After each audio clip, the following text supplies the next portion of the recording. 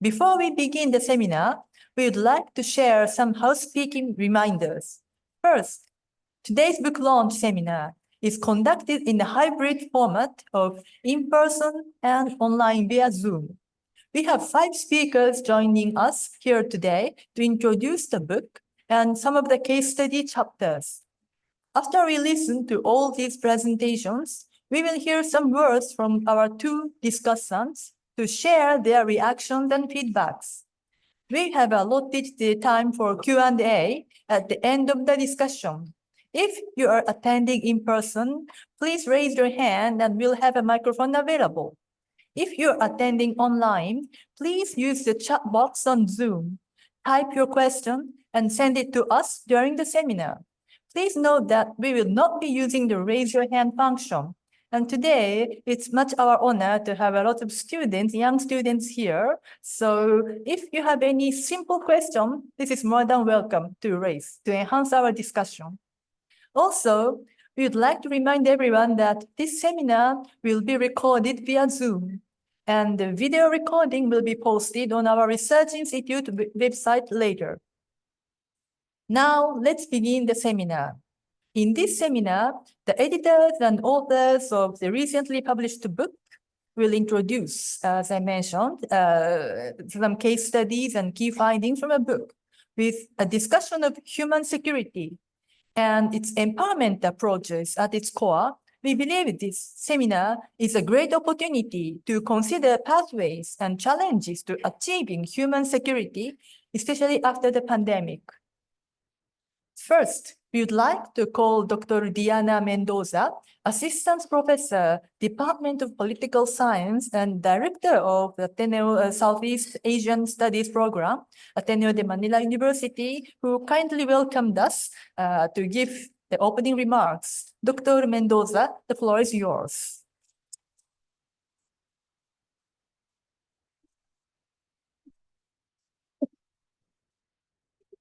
Thank you, Dr. Akol Muto.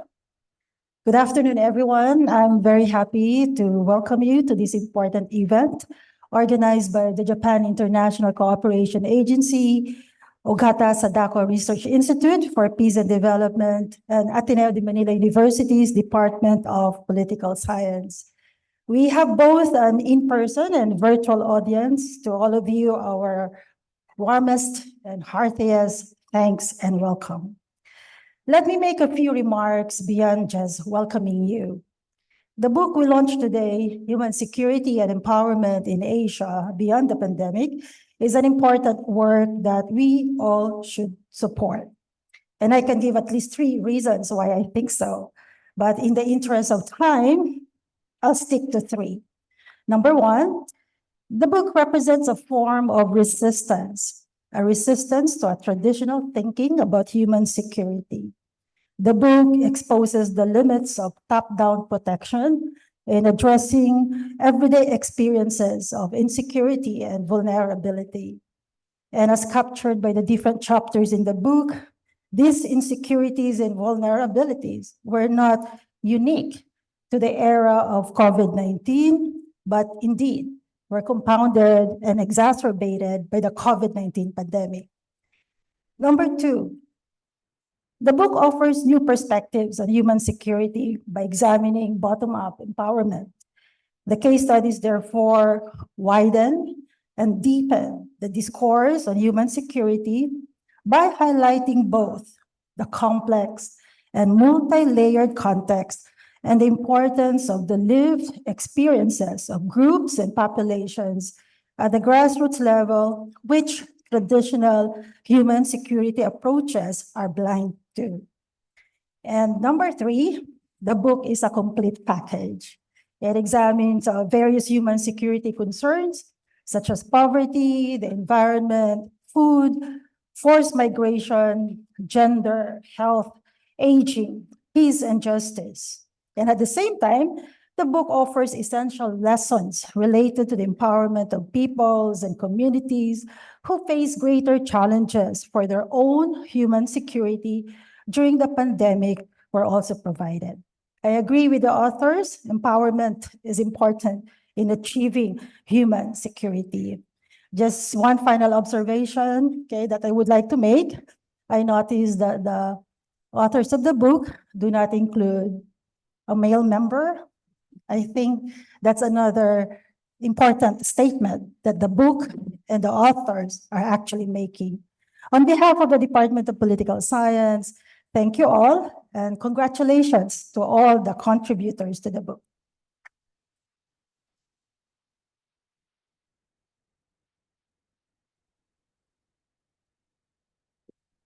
Thank you very much, Dr. Mendoza, for your comprehensive and deep understanding about our book and kind welcoming words. We really appreciate it. So then we now would like to ask Professor Yoichi Mine, the Executive Director of JICA Ogata Research Institute and a Professor of Doshisha University in Japan. His specialty is human security and is a co-editor of the book. Unfortunately, he cannot join in person today, but he's ready through online. Professor Mine, please turn your camera and microphone on and take the floor.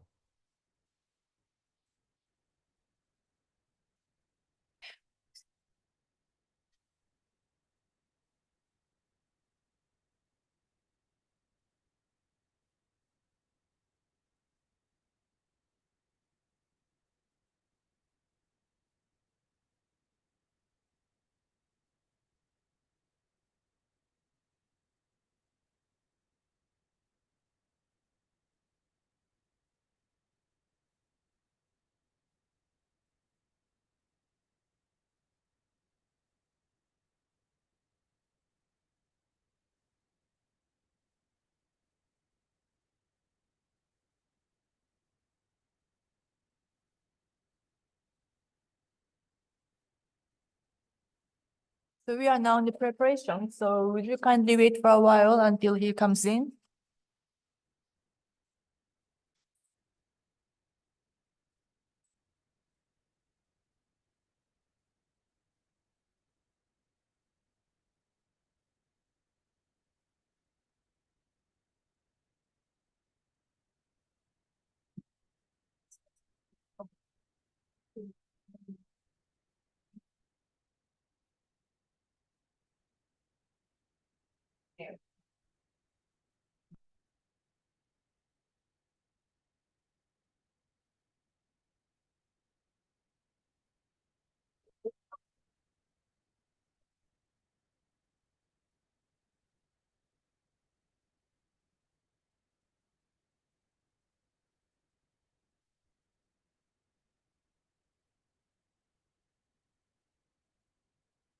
So Professor Mine, now we are trying to reach, we've already reached you and we are now trying to connect your PowerPoints on the screen. So please wait for a while, maybe a couple of minutes. Thank you so much for your patience.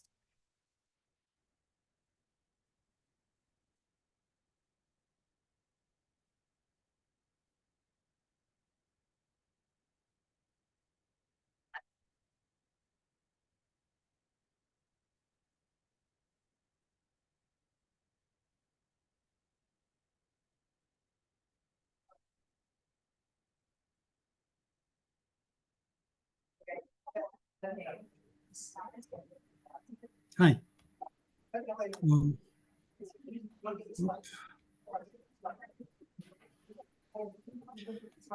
Is it working now? Do you hear me? Yes, it's working, but just we are connecting. Okay, now your PowerPoint's on the screen. So Professor, please start your presentation. Thank you so much. Okay. May I begin? Okay. Oh, do you hear me? Yes. Okay. Do you hear me? Yes. Yes, we can hear you. So please start your presentation, Professor Mine. Okay. Thank you so much, and good afternoon, everyone. Especially thank you very much for the welcoming remarks by Ateneo de Manila University. Thank you very much. I'm Yoichi Mine, Executive Director of the JICA Ogata Sadako Research Institute.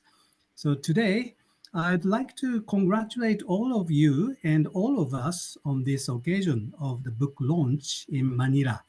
And my heartfelt gratitude goes to Professor Caballero Anthony and Professor Ishikawa, and all the authors and the organizers and Dr. Muto and Dr. Lisette, who traveled from Japan. So I wish I could have attended the event in person, but actually I was assigned a duty to give a substantial lecture on human security, not in Asia, but in South Africa next week. And I'm busy preparing for that. So it's a shame, but let me greet you all online today. So for the past 20 years, I have been engaged in the debate on human security to flesh out the concept. And back in 2003, the Commission on Human Security, co-chaired by Madam Sadako Ogata and Professor Amartya Sen, released a report entitled Human Security Now, 20 years ago. So it was a good surprise to me at the time because I had just published a book on African development, reinterpreting Amartya Sen's theory about food security crisis. And at the same time, I knew that Madame Ogata was always on the side of the victims of violent conflicts throughout Africa. And the Rwandan genocide was particularly heartbreaking for her, according to her memoir. So, in 2003, these two Asian eminent persons started to work together to reinvigorate the concept of human security and spread their challenging, innovative message throughout the world.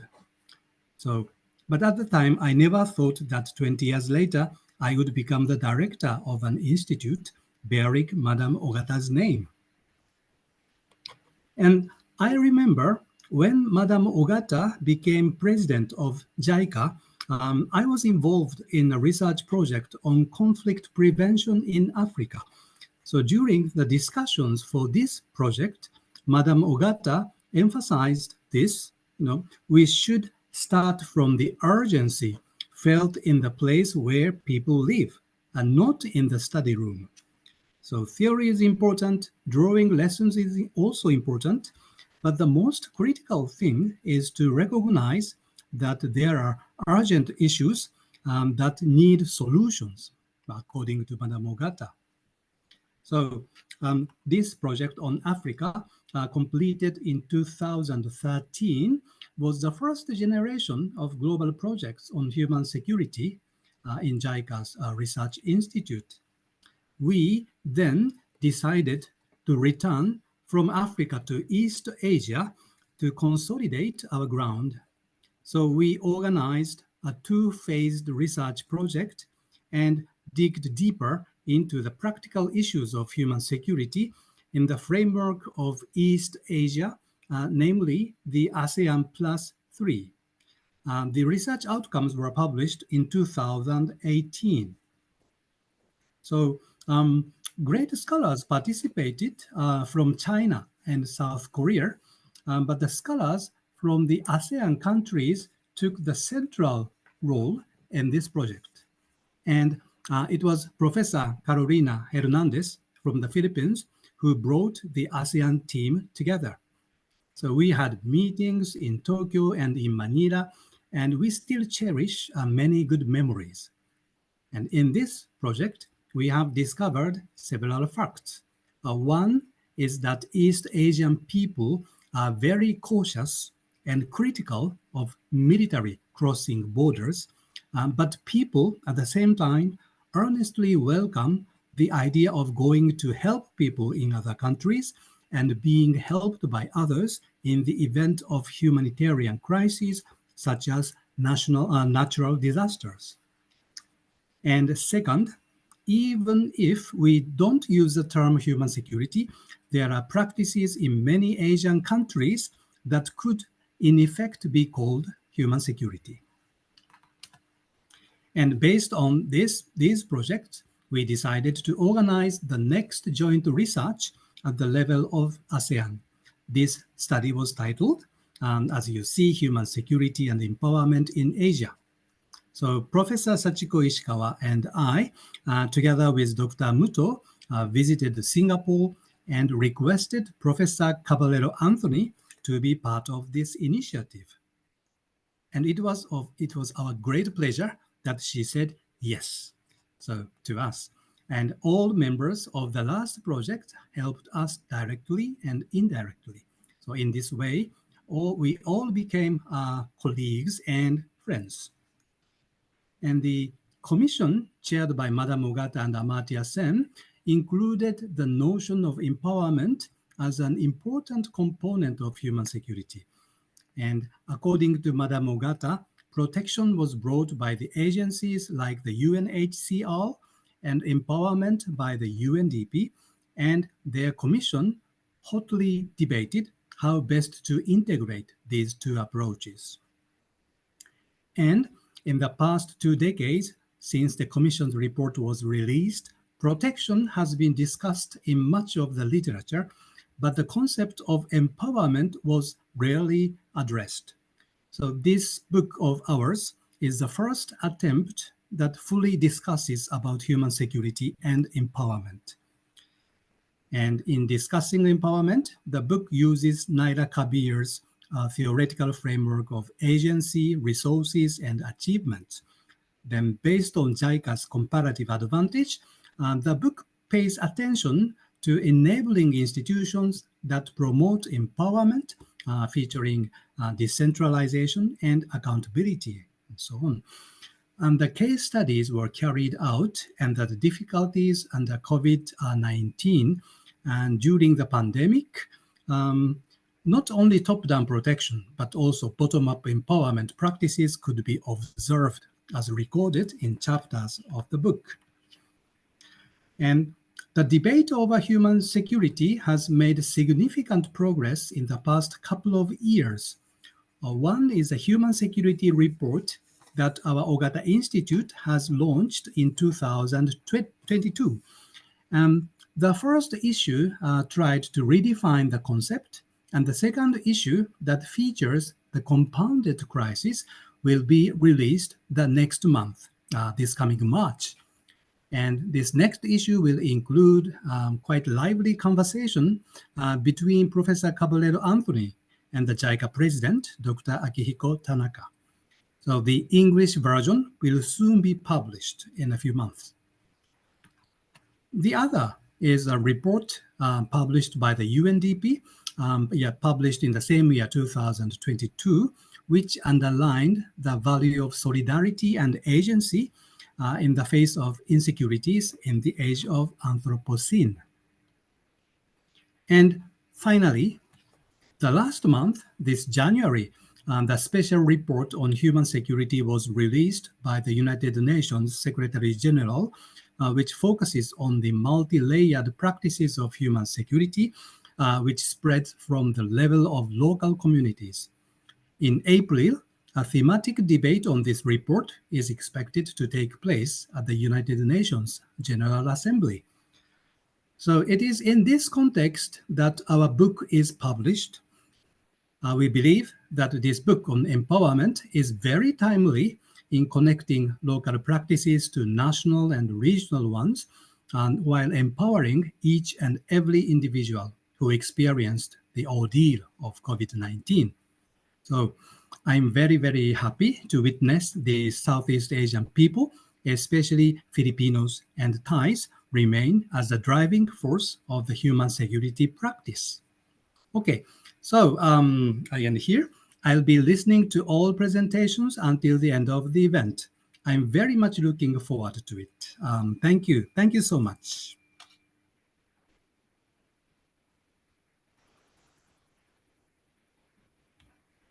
Thank you so much, Professor Mine, for your comprehensive introduction on our achievement of the human security research and what's going on in the human security discourse at this moment. And yes, so now we would like to start our presentation about the book. The presentations are consisted of one presentation about the introduction of the overall book and findings, and then 4 case studies presentation out of 8 case studies in the book. At first, we would like to introduce Professor Mely Caballero Anthony, Professor of International Relations at the Rajaratnam School of International Studies, Nanyang Technological University in Singapore. She is the lead editor of the book and co-editor with Professor Mine and Sachiko Ishikawa. So Professor Mely, now the floor is yours.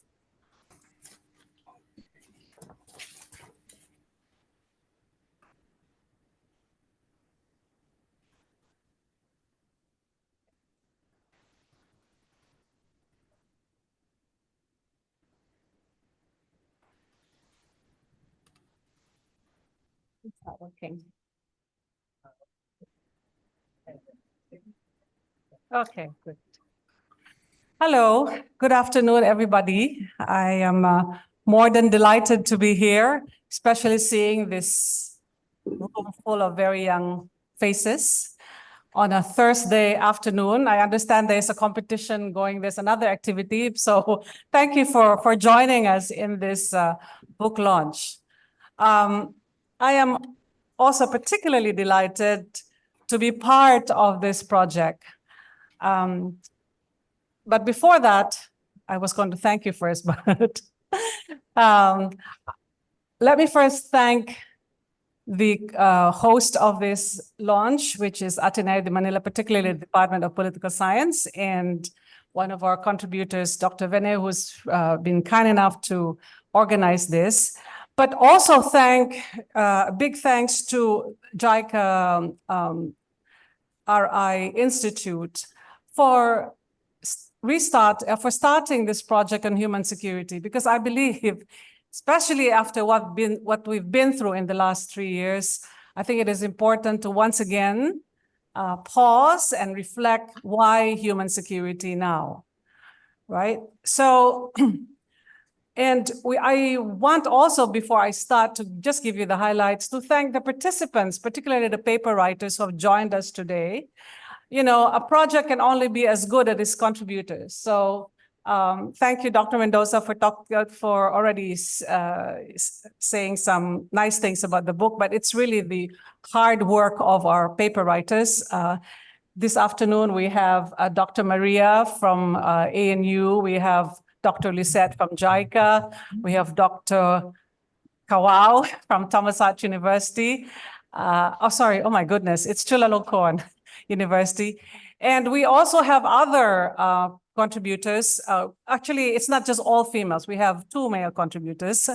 Dr. Lasa, who is now with Otago University in New Zealand, and Dr. Arisman, who is with the Southeast Asian Center in Indonesia.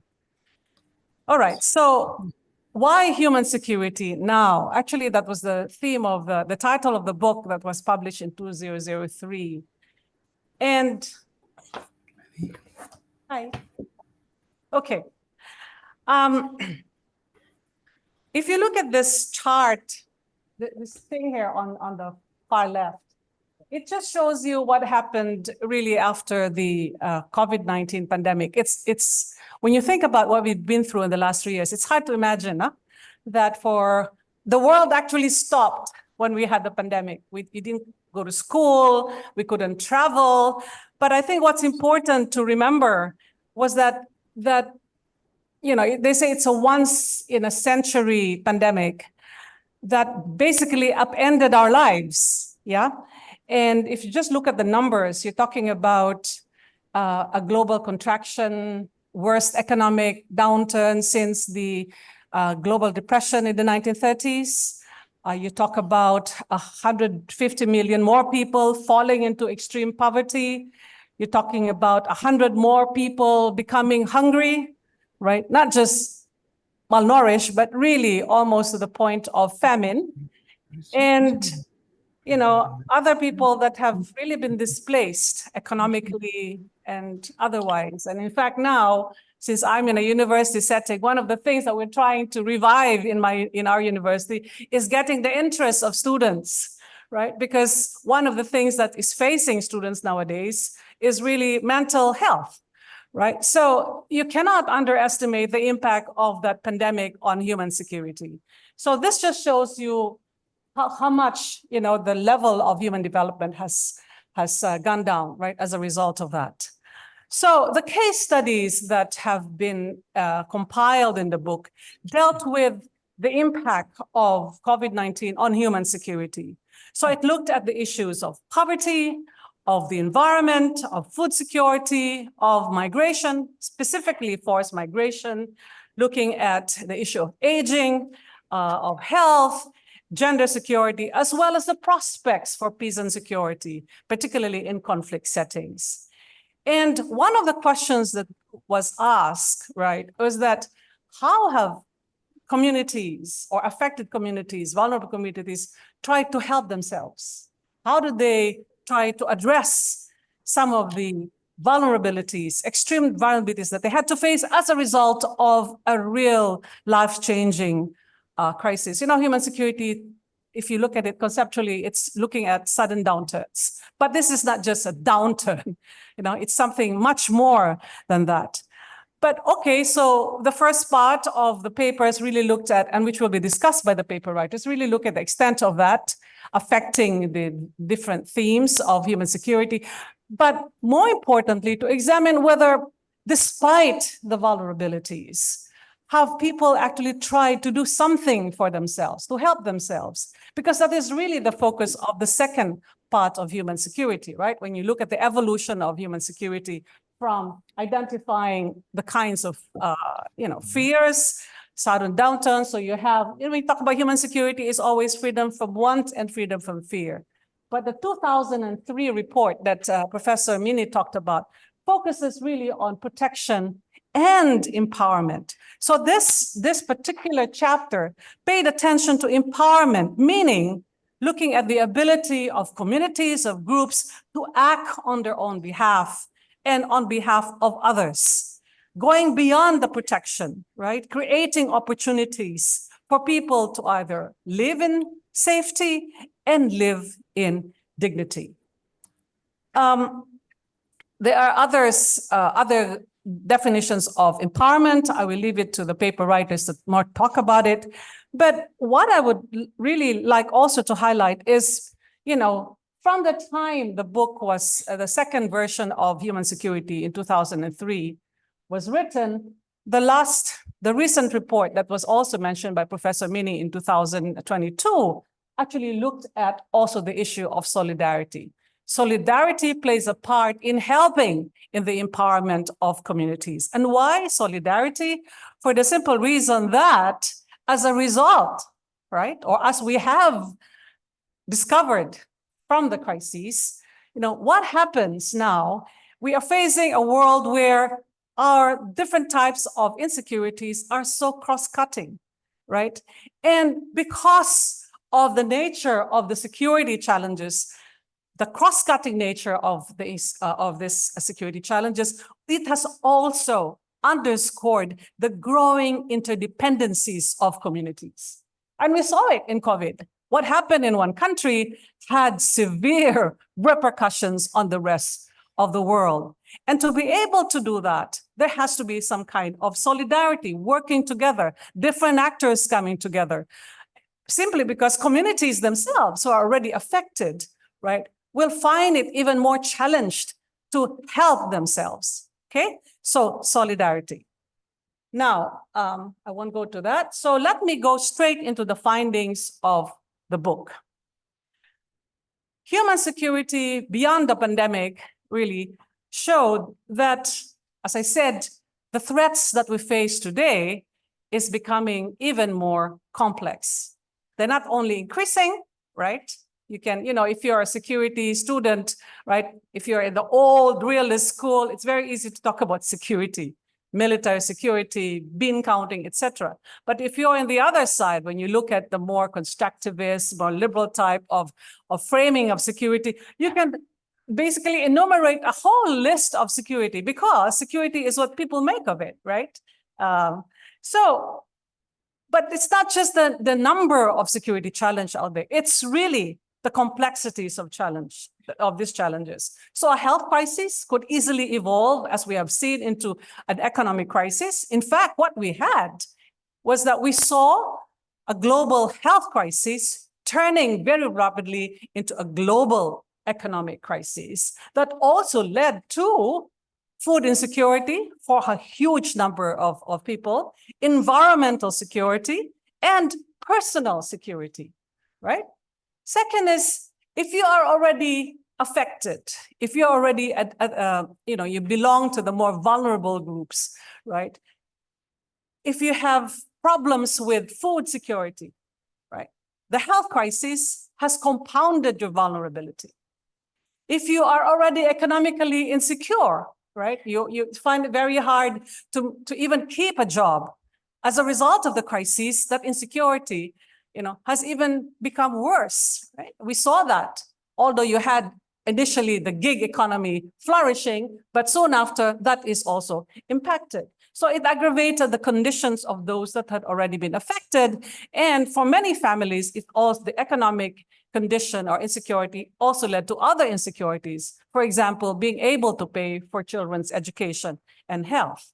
Now, it also compounded some of the vulnerabilities faced by women, right? So those that have been experiencing impediments or facing impediments such as access to healthcare as a result of the pandemic had also, it also only served to worsen that lack of access and even highlighted or underscored their marginalization.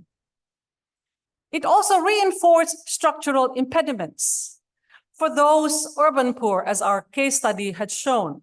Making the right choices to make a living was also severely constrained, leading to, once again, a vicious cycle of poverty, a vicious cycle that it's very hard to break from, right?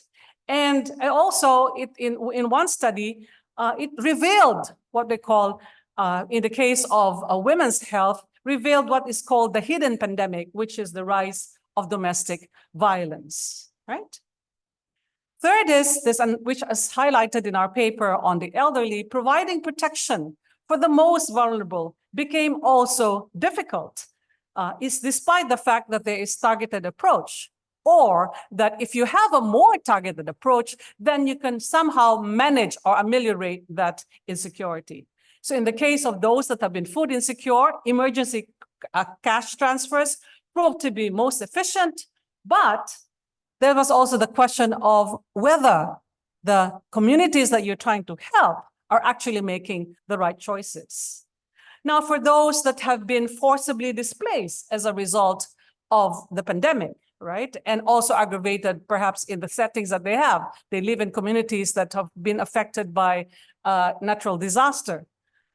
Being able to have a more targeted policy in providing immediate housing, for example, went a long way in not only providing for protection, but also addressing the psychosocial needs and enabling these affected communities to cope and somehow feel that they have control over their lives, the capacity to show that they're able to withstand some of the challenges that they face.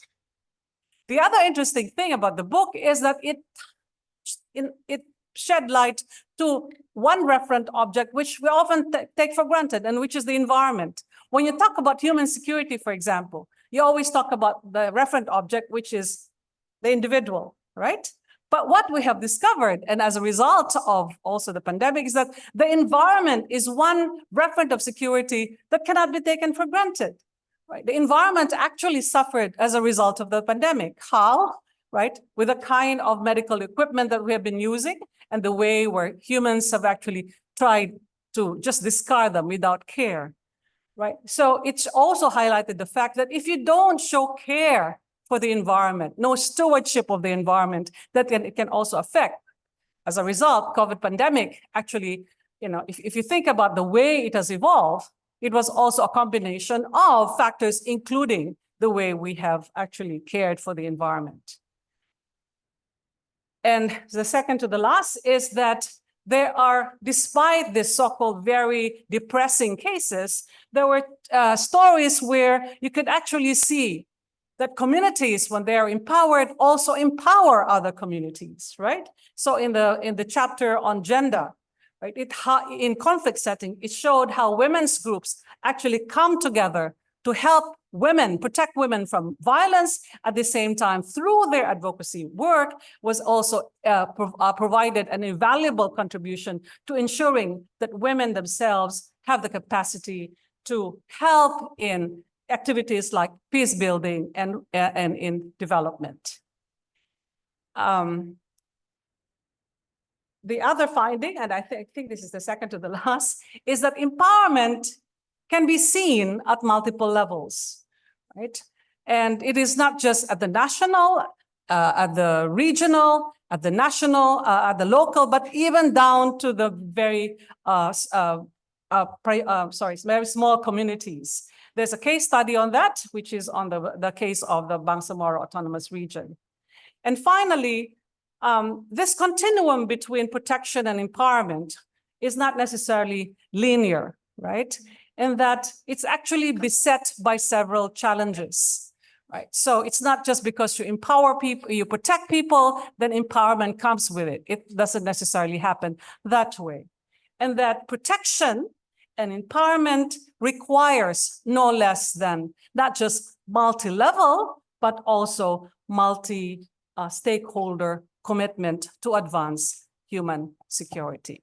So with that findings, I think we're now ready to listen to the individual chapters. Thank you very much.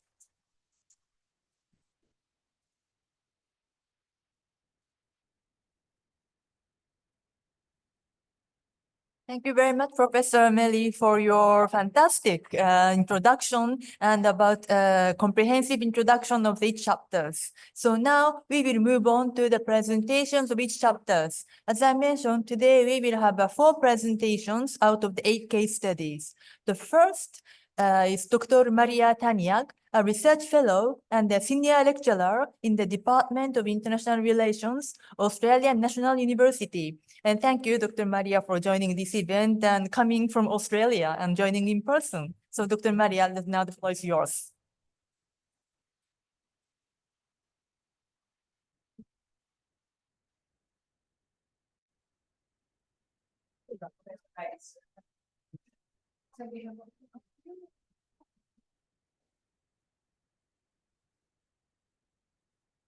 While I'm waiting for my slides, excellent, there they are. Just wanted to also echo the thank you. Oh, wait, that's right. There, excellent. Echoing my thanks to JICA and Ateneo for organizing this event. My task is to give the highlights of my contribution to this fantastic book project, and I welcome questions later on. And I believe you would have copies available electronically of the book. So please delve deeper in the work that we've done. And as everyone has mentioned, the completion of this project itself is a success because we were doing the work during the tumultuous time of the pandemic. So my chapter has 4 main parts. First, I set out the puzzle of the importance of looking at care and health during the pandemic crises. And I focus on the Philippines and particularly how immediately we saw a hierarchy or competition of different health needs, and particularly how the pandemic response eclipsed other more everyday structural forms of health inequalities. This then led to a hierarchy between what we saw as the immediate and urgent health needs and the more long-term and shadow impacts.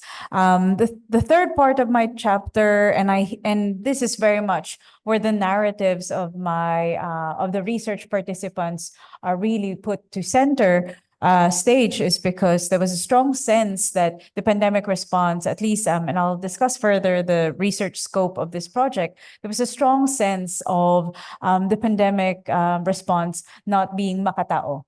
which is a Tagalog word. I think it's a very close equivalent to human security, because when we say makatao, it puts people or tao at the center. And that was the word that they used, that the response was not makatao. And consequently, because the response was not makatao, people relied on tayo-tayo, which is self-help, community-based coping mechanisms. And I'll explain further those linkages. But again, these were grounded narratives or accounts from the research participants of this project. So what are the key findings? This project employs, I'm a feminist researcher, and in fact, for those very interested in human security, there is also feminist human security, which centers care relations. Care as fundamental to ensuring the interdependent flourishing and survival of human beings. So it means putting to the center, how can we sustain care, who gives care, who receives care as a central aspect of human security. And in this research, I argue that we need to interrogate the potential long-term impacts that have resulted in the prioritization and massive reallocation of resources to the pandemic response. As Professor Mely Caballero Anthony has pointed out, there was a sudden dip in human development during the pandemic, and that too is also a function of this massive reallocation of resources. And in this chapter, I also bring in the analysis that when we look at feminist human security, we are able to make visible hidden forms of insecurities beyond what is urgent, beyond what is immediate. And finally, I think, again, this project drew on the experiences of health workers and women's NGOs in NCR. We all know, for those who are in NCR, it was in a lot of ways ground zero. There was a data on COVID pandemic that named NCR as the worst, or Manila in particular, as the worst place to be in globally during the pandemic. And so there's a value in hearing the perspectives of health workers and women's NGOs in NCR and Manila. And what they were saying, as I've mentioned, is that the carers or people who were tasked to give care and respond to the pandemic were paradoxically also the most neglected. And so there was a lack of care for the carers. And just one key finding that I want to highlight is this paradox. So it was a purposive sampling. So for those interested in methods, this is not representative of all health workers in all of the Philippines, but the 82 respondents, 89, I think, I'll have to double check, for the survey that I did with the help of research assistants too. And I'd like to also name them now, Maria Ela Atienza, who's also a member of the Pol Sci department now, and Ezekiel Benedicto. Together, we were circulating a survey to representatives of health workers and women's NGOs. And the overwhelming response was, which is discussed in the book, is that lack of care. But when we delve deeper, we find that first, looking at who provides care to the carers, a lot of them believe that it's the family, friends, and community to whom they receive care the most, and that the national government was scored less. And that explains, again, bringing to the fore caring relations. Who do they feel most cared for by? Their family, their employer, the local government, the national government. And you could really see that scalar impact coming into view. But then, at the same time that we know they were not receiving care, they also believe that they can continue and fulfill their jobs during the pandemic. They also believed and had strong confidence in their ability to take care of themselves.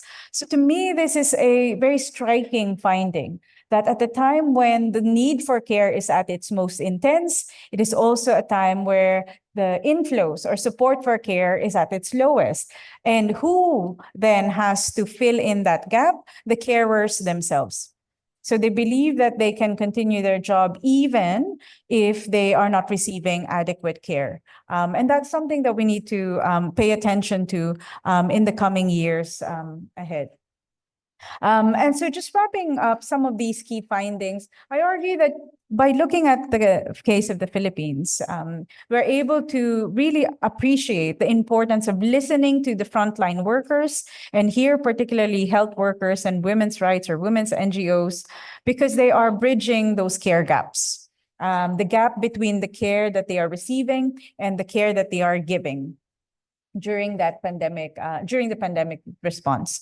It is also further strengthening already existing findings by prior feminist research on human security, that when we look at the dangers of narrow security approaches, privileging only state-centric approaches, or privileging the security of the state at the expense of security of the people, we are actually seeing competitions and hierarchies of health issues, which should be viewed in comprehensive and interlinked ways. And when we do look at them in interlinked and in integrated ways, we can arrive more at a more inclusive post-crisis recovery. So I'll leave it there and welcome further questions later on. Thank you.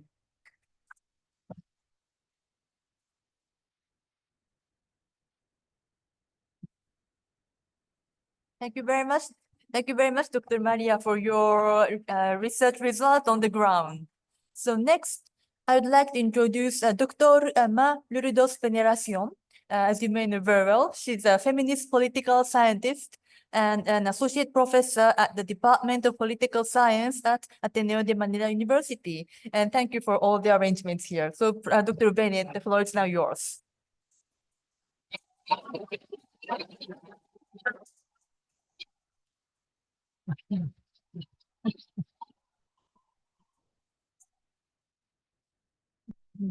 Thank you very much for such a warm welcome. Now the graded recitation begins. I'm just kidding. I'm just kidding. So I just like to actually share with you our experience with regard to how we did research during this time for this book. That's primarily my anchor, but substantively, of course, also sharing with you what have been the findings insofar as my research topic was actually concerned. So the title of my chapter is From Vertical to Horizontal Empowerment of Women in Peace and Security Toward a Feminist Perspective of Human Security. Yes, kindly click. Yes. So my students will always hear me say that most of the pictures or most of the photos that I actually take are always mine. These are the things, for example, that I take in the field. These are the things that I actually, look at or see, observe insofar as what has been going on, in far-flung areas, in conflict-affected communities, and so on and so forth. However, this particular picture is not mine because this was a research that was done during the pandemic in an unprecedented crisis situation. So at that point in time, essentially, how do you now try to find data, or how do you now try to find narrative insofar as these women are concerned? So what's the point? Next slide, please. The point being is, substantively, it's very important to actually look at women, peace, and security, which is WPS, and it's not the West Philippine Sea. When we're talking about WPS, or Women, Peace, and Security, it's very, very important to highlight the vulnerability and agency of women. Vulnerability and victimization, yes. There have been a lot of violence that have been done to women, particularly in armed conflict situations. If you're going to look at the pandemic situation in terms of internally displaced people's camps, most of those that have been there were actually women and children. And they're the ones who were actually receiving relief goods and the likes. So in that sense, there is genuine and real vulnerability of women. However, they're not just victims. They're not just, the vulnerable sector. They're also agents for change. And this is something that we always try to push forwards. As agents for change, they're the ones who actually decide on their own, decide on their own situation, decide on how they're going to change their realities, decide on how they're going to actually make use of a very, very negative situation and produce it to be a positive one. And second, WPS is a global agenda, but it resonates very well insofar as local implementation is concerned. You would have national action plans on women, peace, and security. You would have regional action plans on women, peace, and security, and yet they will not mean anything if they are not felt by the women on the ground. So therefore, it's very important that the implementation actually gets actualized and materializes and becomes meaningful insofar as the women is concerned.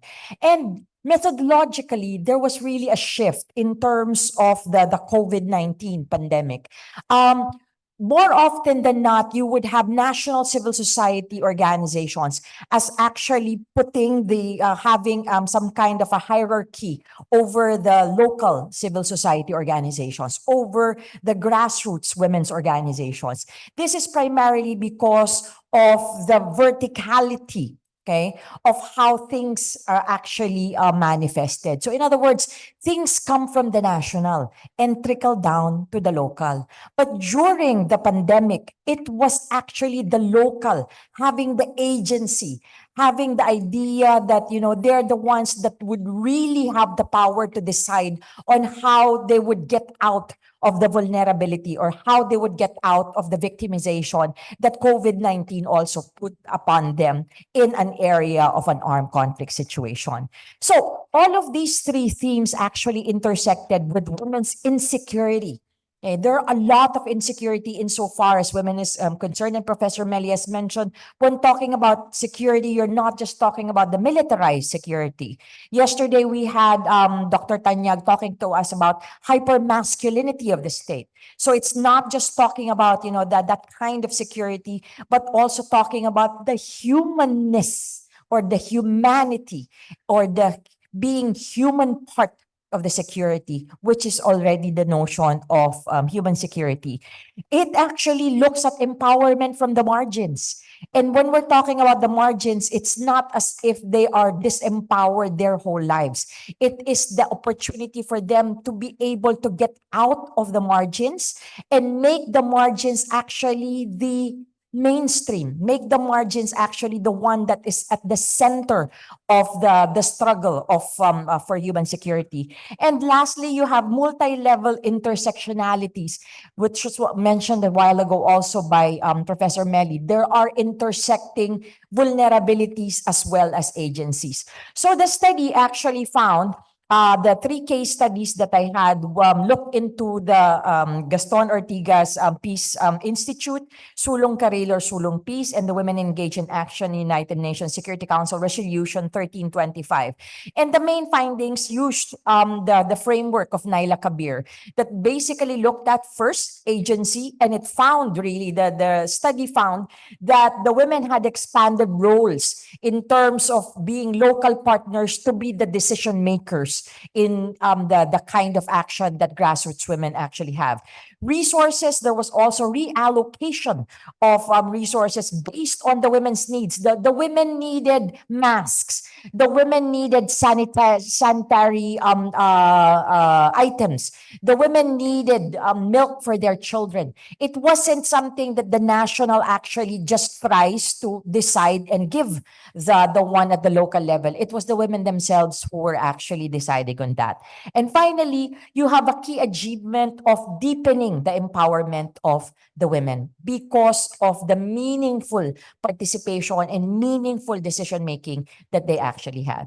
So lastly is the framework that I tried to develop in this particular article. Go ahead, please. And this is the vertical to horizontal women's empowerment. It is basically the maximization of resources that were available, the heavy reliance on local partners because they're the ones really who were the ones deciding on their situation. And as a result, it was more responsive to the needs on the ground. You can critique this, by the way, and I welcome the students to actually critique this when you try to develop your think pieces. You have the women, peace, and security agenda as a global agenda. It trickles down to the national, it trickles down to the local. But there is also the macro empowerment, meaning coming from the global and coming from the national that actually actualizes a micro empowerment transformation. So you're not just looking at a more global scale of empowerment, but really looking at the micro scale of the empowerment themselves. So in essence, the whole idea of this research found out that in order for something to be meaningful, it has to be felt by people on the ground. Thank you very much.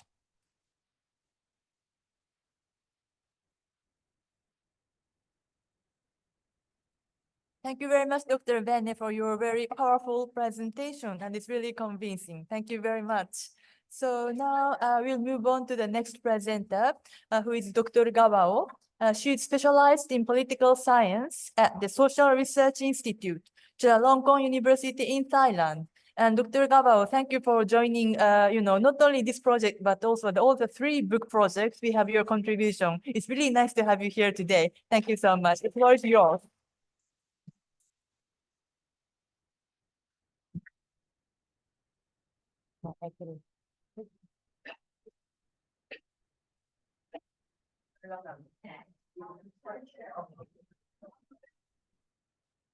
Good afternoon, everyone. You can see my name. Yes, my name is Surangrut Jumnianpol from Thailand, but it's too difficult for international friend to call me Surangrut, so call me Gawao. Yes, I come from faculty of. I come from the Chulalongkorn University, Social Research Institute. As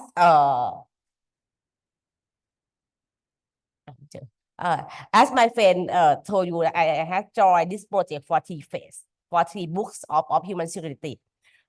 Today, I will talk with you about the aging society in Thailand during the COVID-19 pandemic. It's in the chapter 8 of the book.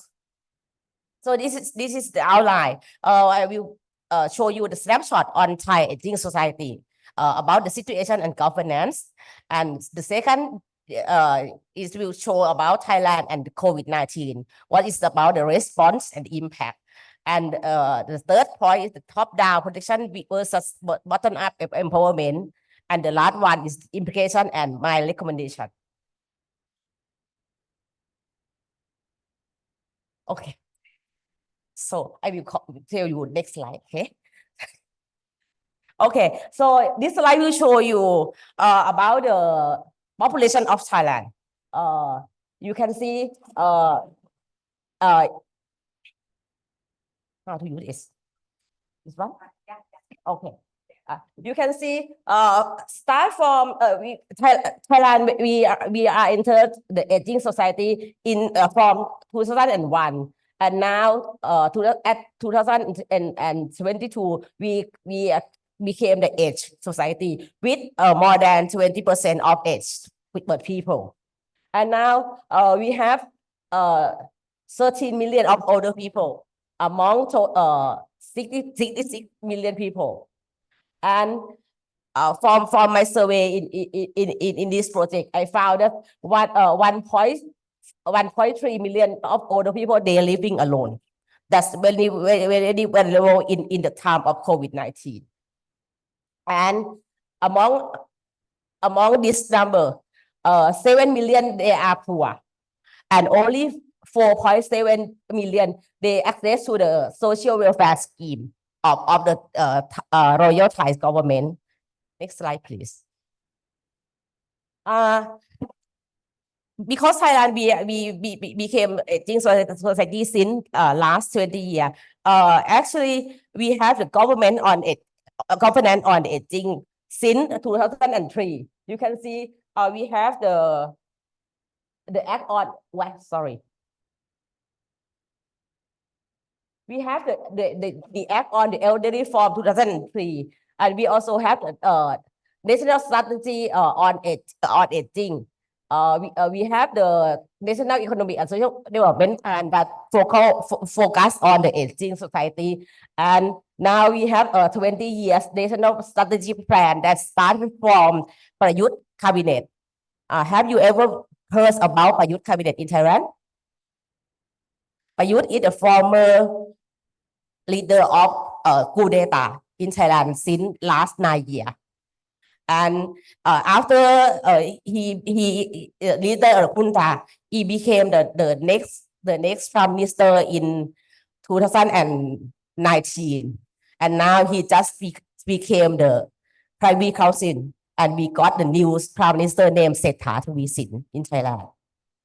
And the 20 years national strategic plan is initiated by the ministry government. And we have the national board on the elderly. We got the Ministry of Social Development and Human Security that many friends from Japan that's really wonder that's why Thailand we have the Ministry of Human Security, but it's just a name. Okay, so forgot it. We have the Department of the Older Person, and there's a provincial authority and local government administration that have to take care of their older people. Next slide, please. And this figure show how we taking care of our older people in the local community. We have the local administrative organization and with the primary care unit. We have the Center for the Long-Term Care. We have the Center for Quality of Life Development and Occupational Promotion for the elderly. We have village health volunteer who taking care of all dependent people in the village. And we have care manager, we have a caregiver. It's true like we have many things, but it's not enough. It's not insufficient, in efficiency now. So forgot it. And next slide, please. Okay. So go beyond the government. Let me move to the social welfare for the Thai elderly. For the 3 dimensions, start from the health security. We are all of the Thai elderly. We are under the universal coverage scheme. In Thailand, we have the universal healthcare coverage from last 70 years. And for the people who retire from the official government, we got the civil servant medical benefit scheme that better than the first one. And for the people independent status, they have a long-term care for the health dependent for the person. And for the economic security, every older people in Thailand, we have the old age allowance that start from 600 baht to 800 baht monthly. If you are at age 60, you will get 600 baht. But if you are above 80 years old, you will get 800 baht. And the pension, we have the pension exclusive for the retired government officer. That is only 7%, and the social security insurance is with 5%. And with the people who are considered poor, they will get the national social welfare scheme that is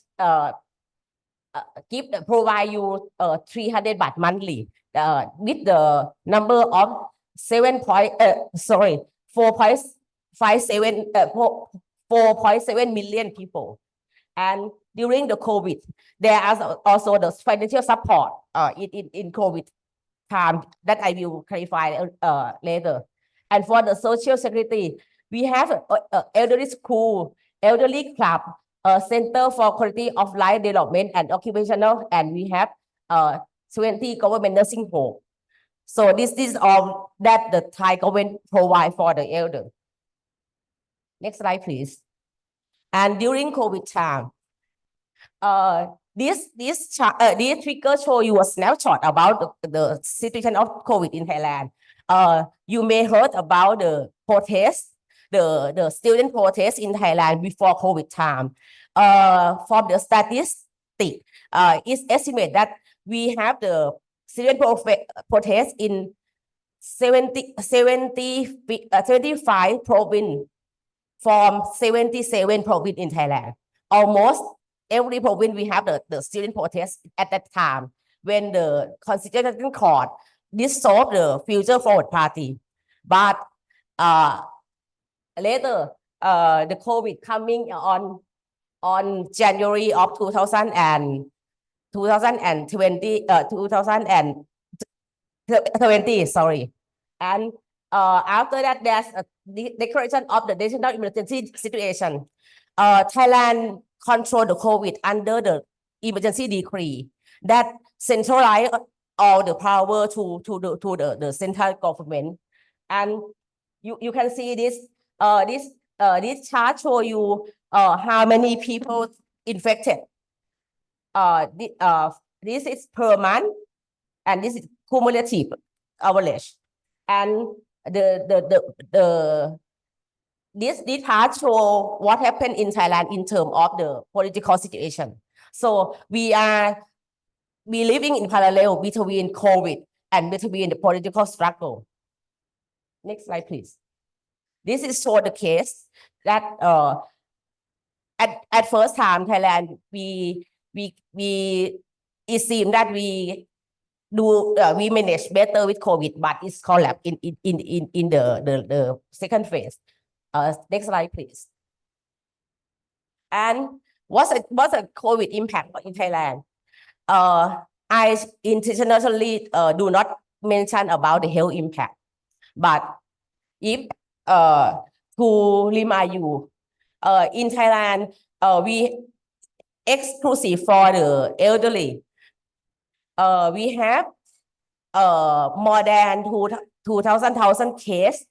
The older people were infected with COVID, and for the dead people, 10%.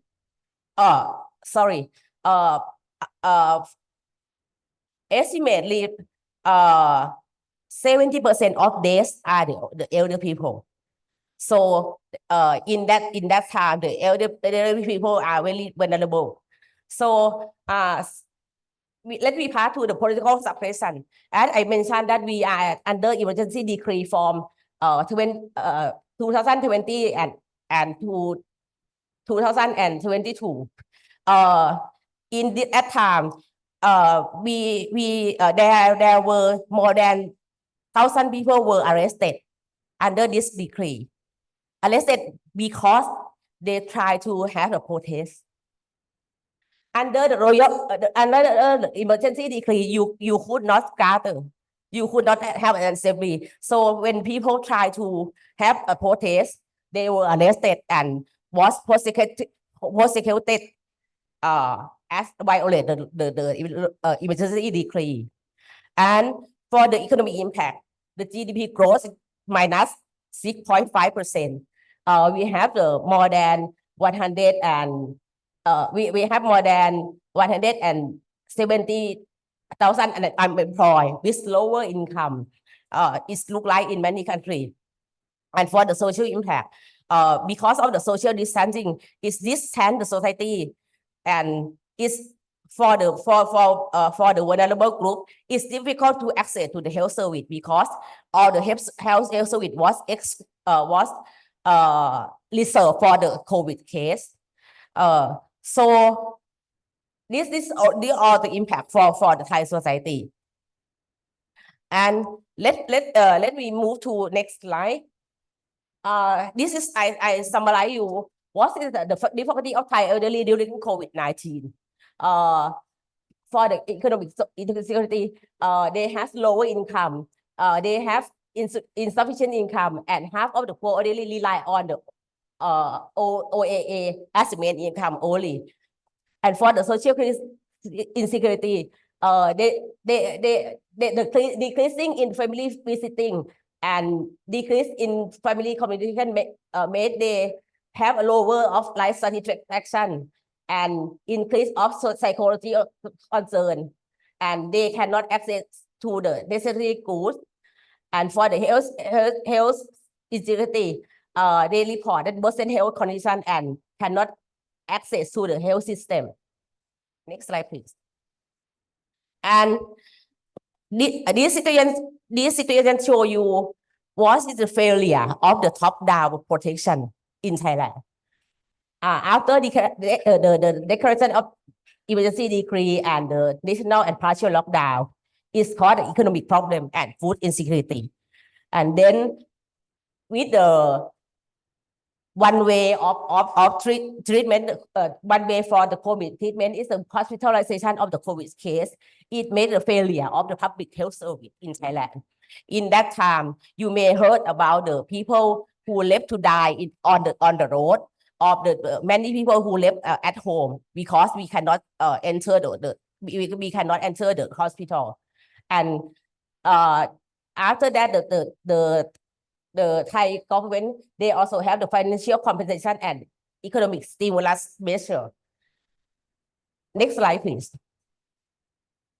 And from the bottom, what we have done at that time, you can see, because of the economic problem and food security, we have the pantry of sharing. Have you ever heard about pantry of sharing? Okay, so it's the same situation in Philippines, right? And then for the pantry of sharing is at the community, but between inter-community, we have the program like exchange rice with fish. You cannot imagine, but if you heard about Phuket is a very famous province of Thailand. It's in Andaman Sea.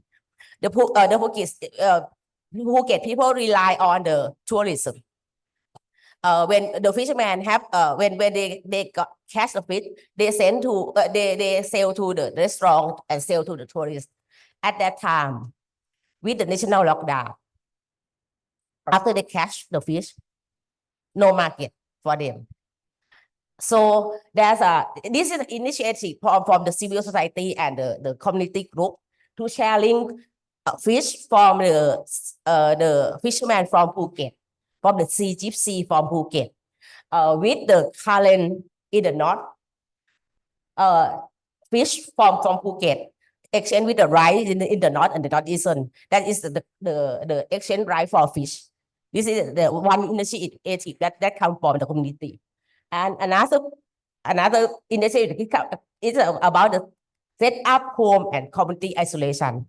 As I tell you, that's the failure of public health service. People cannot be admitted to the hospital. So one group of NGO try to organize the model to taking care of the COVID case at home and as the community. And next slide, please. And when the government accept this model, they support this model, and later the home and community isolation is the major model to taking care of COVID in a Omicron wave. Okay, this slide show you how the bottom up empowerment would fulfill the gap that the top down position would not deal with. Okay, next slide, please. I think this is the last slide. Okay, so I think that lesson learned from Thailand show the community ability to take care of their member with sufficient support from the government. So that implies the need for coordinating top down and bottom up empowerment to fill the gap. In other words, is need for the synchronizing protection and empowerment from the top down and bottom up. And the second point is the need for promoting the local community in organizing the community service for the older people as a dual track of bottom up empowerment both community and the elderly in the same time. And the last one key success of the community response to the COVID-19 was the strong social capital at the local level. So social capital, namely trust network, is a key factor for bottom-up empowerment. Therefore, strengthening social capital will be the way one of the way to strengthen bottom-up empowerment. Thank you very much.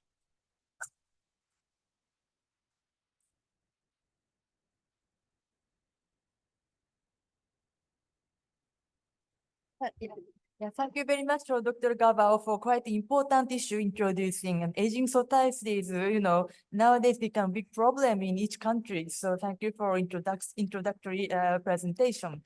So now next presenter will be Dr. Robles, Lisette Robles. who is a research fellow of JICA Ogata Research Institute. So now, Dr. Robles, the floor is yours.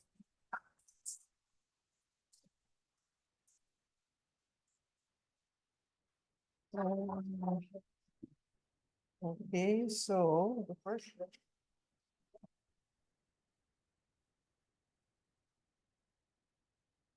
Yeah, good afternoon, everyone. I'm sure you already heard 3 very interesting cases and you're so itching to ask questions. So please add 1 more case.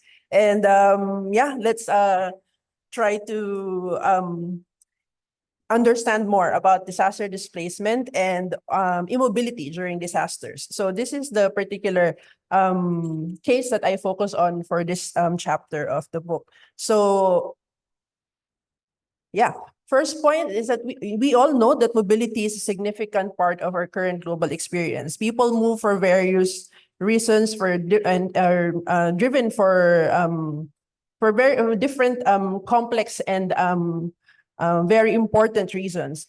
And climate change and other natural hazards are actually drivers as well for people to move. And oftentimes, or if not oftentimes, most of the time, it actually put people in quite precarious or insecure conditions, often prompting forced movement. And in 2021 alone, there are about 5.9 million internally displaced people in 86 countries and territories who were forced to leave their habitual residence due to disasters. And as we know, when people have to move because of disasters or for any other reasons, forcibly move, they are further exposed to a lot more insecurities. When older people have to be transferred or evacuated, they leave behind perhaps their medicines or aid when they have to physically move. People who have to move with children are also facing difficulties with having to travel with the things that they need to bring for their children and also for themselves.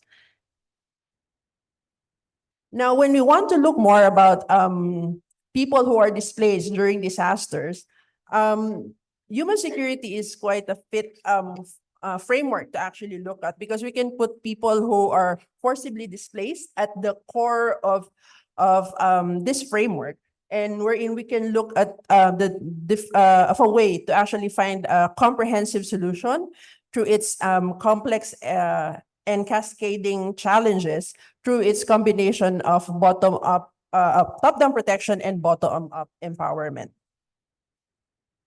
So when it comes to disaster displacement, there are a lot already of mention in terms of its inclusion of protection measures. So the extensive impacts of disaster have prompted the development of protection initiatives that integrated the issue of displacement. You have international instruments like the UNFCCC's Task Force on Displacement. You have the Sendai Framework for Action, the Nansen Initiative. Even at the national level for Japan, it has the Japan Displacement as part of its Disaster Countermeasures Basic Act.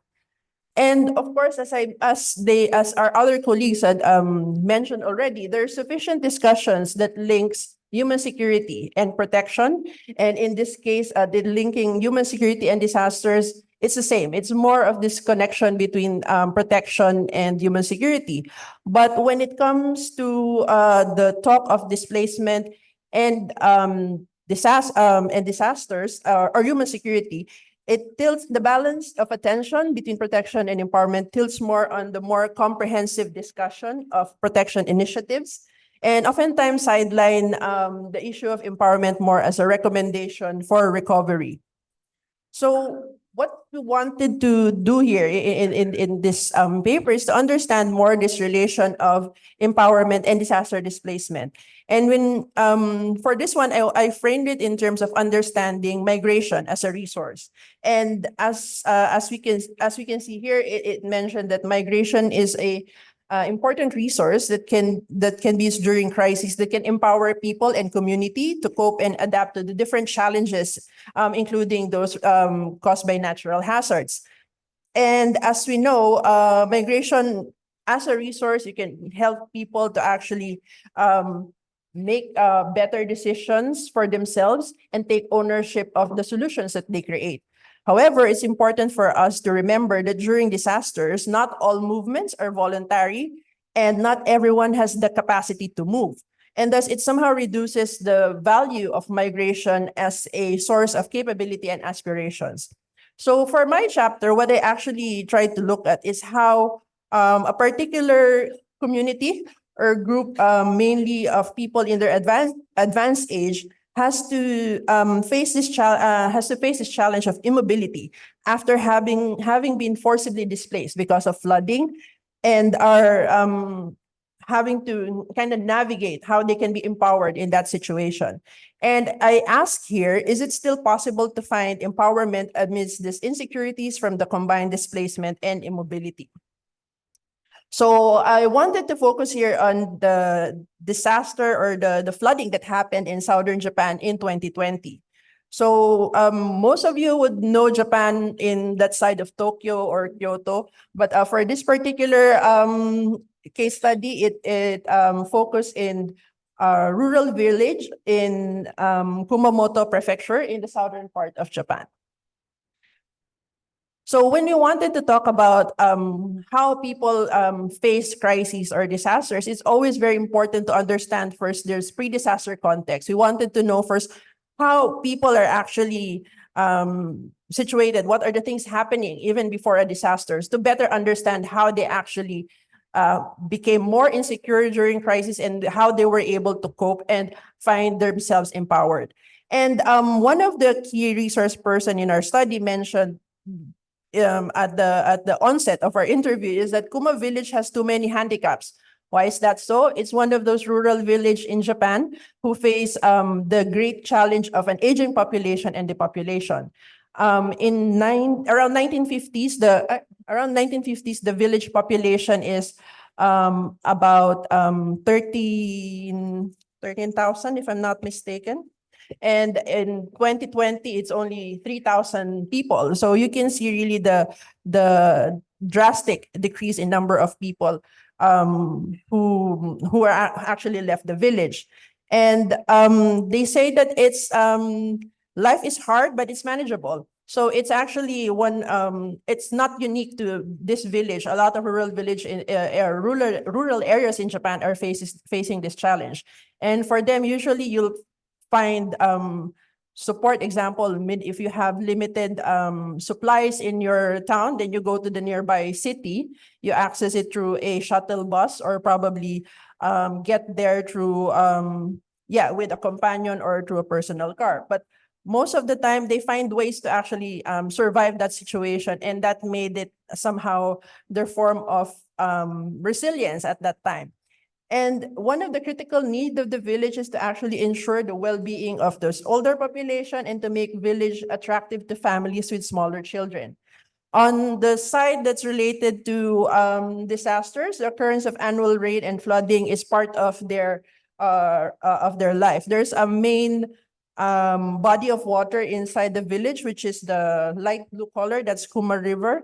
And for them, rain usually happen in early part of the summer, and usually the water level in the river would rise, but for them it will just be at a not so severe level. So for them, it's fine. I think the last severe flooding that took place in the village was in 1965, where the water rose to 2.1 meters.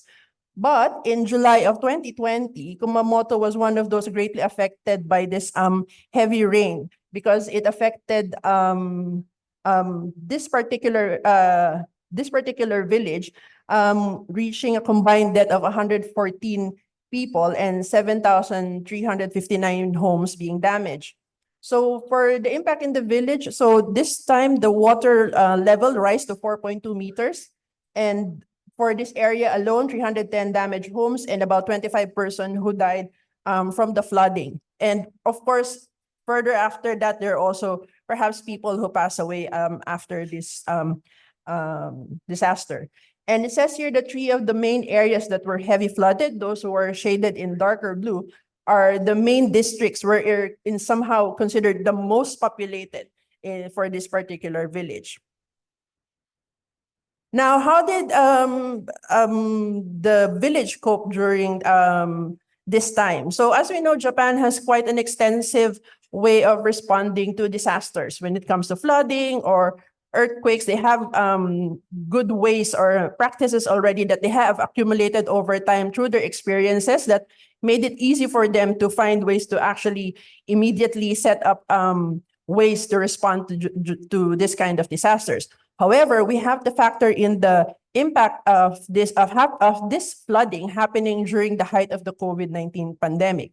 Because even though there were no significant reported cases of COVID-19 in the village, the flooding has re-emphasized the village is facing two of those challenges, which is an aging population and also depopulation.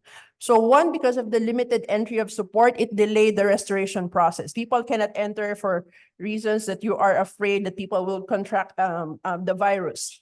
And then some residents have left the village after the flooding, especially those with young families. They prefer to actually move to the nearby Hitoyoshi city to somehow make life a lot more normal, I guess, especially for those with smaller children. And there's also this discontinuity or decrease of some of the vital infrastructures. The one in the photo is one of the main train stations inside the village. And when we visited, I think a year and a half after, it was still under construction. And flood-induced displacement raised complex resettlement concerns, particularly for the older population, who were about the 30% of the village residents whose homes were destroyed and had to stay in the temporary housing. So that's the question is now, can we find empowerment inside this temporary housing? As you know, a lot of them have to move in this area, and you wanted to know, is it still possible given that they're in this difficult condition? So as mentioned, those affected residents, they did not move directly from their home, evacuated from their homes and move into the temporary housing. A lot of them have to temporarily live in shelters, including school buildings and other evacuation facilities for about 2.5 months, and then eventually be assigned into a unit inside the temporary housing.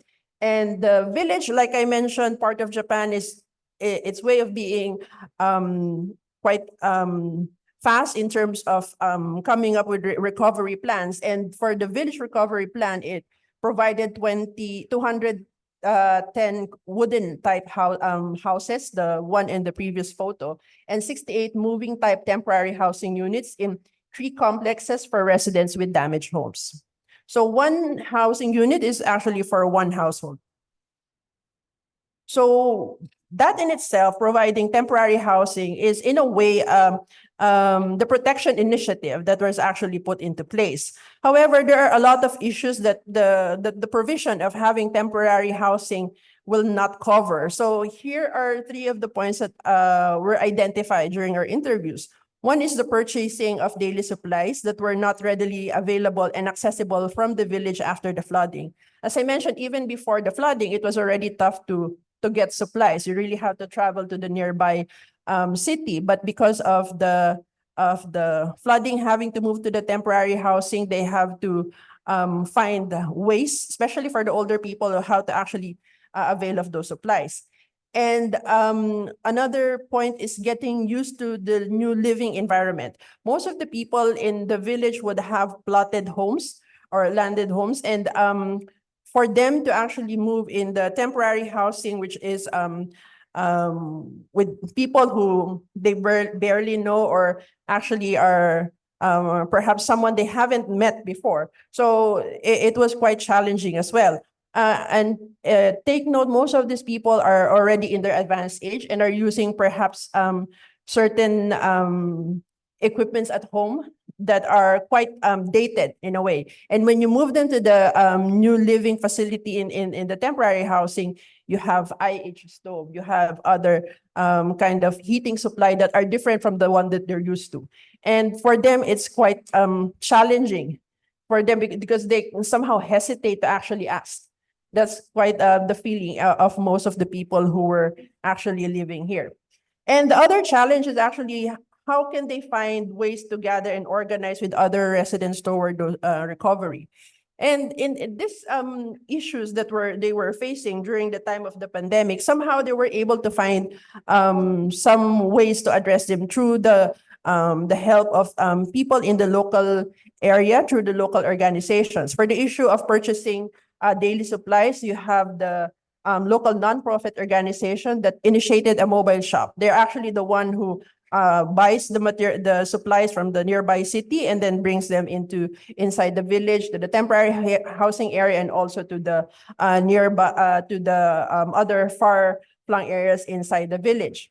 And also, one of the challenges during disaster is actually the issue of death by isolation. Some people feel alone and actually would find themselves feeling very lonely.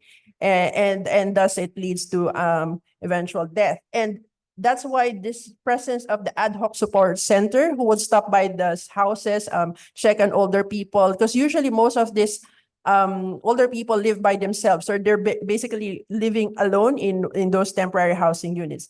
And like I said, this is at the height of the pandemic, where you are not really encouraged to gather or even like visit or chat with your neighbor, because your worry is actually you might contract the virus. And the last point is actually one of the significant or symbolic structure of empowerment in the temporary housing. So in the photo, it's quite far, but the one circled in yellow. So this is the Mina Noye. So it's actually one of those initiated during the Tohoku earthquake. So in each of the temporary housing complex, they set up a community space wherein people can gather, discuss how to actually recover, and at the same time, just conduct activities together. But like I said, at the early part of the pandemic, it was challenging because they're not allowed to use that facility and even to gather together. So in some ways, like I mentioned, this were actually ways for them to be empowered while while they're staying inside the temporary housing. So meaning these small efforts from small groups or organizations, they kind of help them to make life inside it while in the temporary housing a lot more livable. And for them, it somehow make everyday decisions somehow a lot easier. However, as when and the word itself, it's temporary. The need is actually to find a permanent home, and that's actually the challenge for most of those residents. So for the Kuma Village Recovery Plan, the first 4 years was set for the recovery part, and the next 5-year plan is actually for the revival and redevelopment of the whole village. But there's a lot of challenge in terms of the village recovery blueprint, and a lot of them have been facing issues on how to actually ensure that they'll be able to move to this new disaster public housing. The issue of this lack of mobility for those in the temporary housing is rooted in this combination of the need for financial resources and access to sufficient information to make certain concrete decisions on their own. Are we going to move? Am I going to move to this housing, or am I allowed to actually move into this housing or not?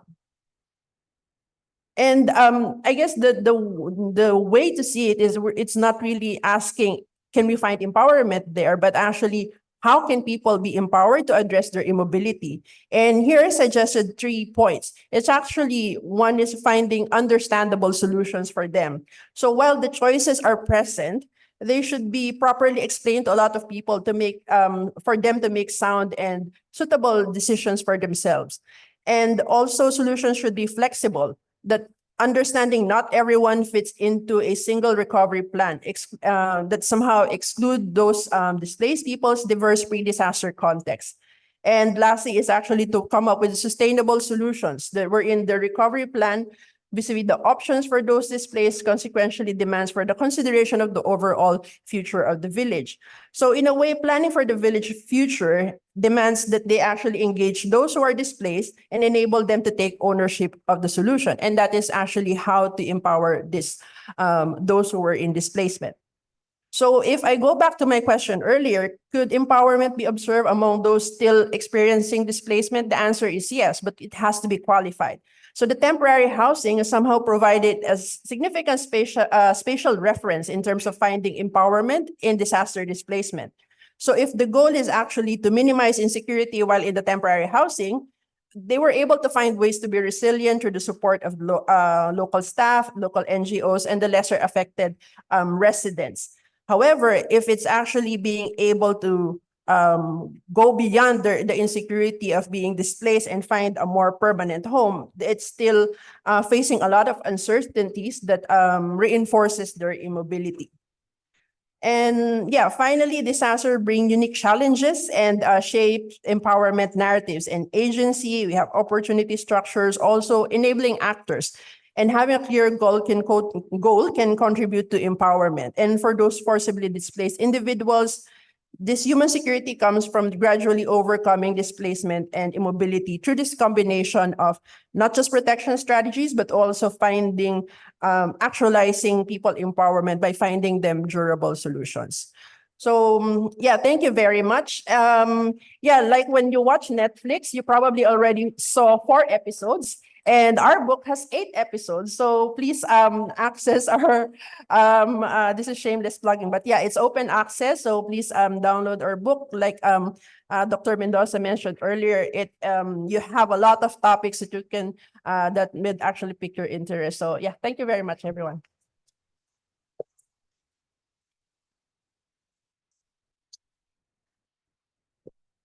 Thank you very much for all the comprehensive and informative and rich presentations. So maybe the presentations were enough rich, and unfortunately we are now running out of time. But so now, but of course we will enter to the discussion and Q&A session. First, we will get comments from the 2 commentators as I introduced. The first commentator is Dr. Maria Ela Atienza, professor and former chair of the Department of Political Science, University of the Philippines. And I appreciate Dr. Atienza already contributed to part of our research project in, one of the book she contributed. So it's really nice to have you here. So the floor is now yours. But I'm very sorry, but would you kindly make your presentation very concisely? Thank you so much.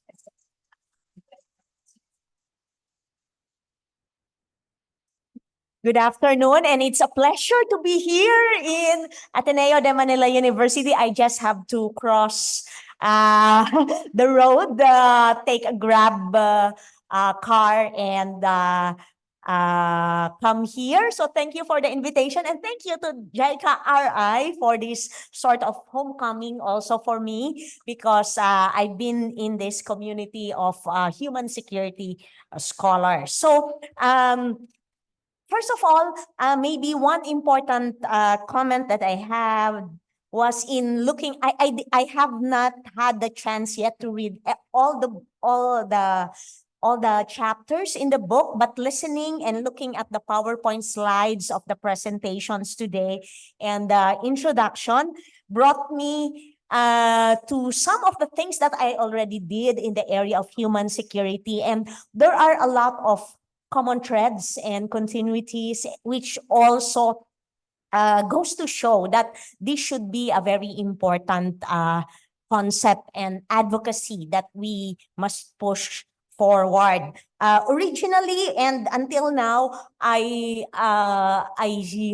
research on local politics, health politics, and devolution. So it was a bit easier for me to transition and to link my research with human security, empowerment, and bottom-up empowerment approach and multi-level governance. I first got involved with human security because I was a member of the board of the Institute for Strategic and Development Studies founded by Dr. Carilina Hernandez.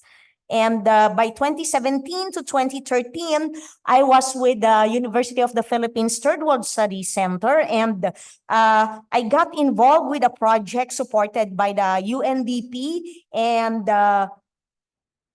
the Philippine government's Office of the Presidential Advisor on the peace process. And we were tasked actually to research conflict areas or areas with a history of conflict and come up with a draft human security index. And at that time, people were already aware, or the referent object of human security for them is not the individual, but the family and the community. So there was already that kind of awareness. And at the same time also, even in conflict areas, people consider economic, environmental, and health, disaster and health threats as the primary considerations when it comes to their security. And then afterwards with the ISDS, I got involved in two JICA RI research. The first one was mainstreaming human security in Southeast Asia by looking at how the MDGs are mainstreamed in the Philippine government, and of course, the human security norms in East Asia project. And this research, in this research, I found continuities with my previous research. For instance, the human security dimensions are actually interrelated and linked with one another.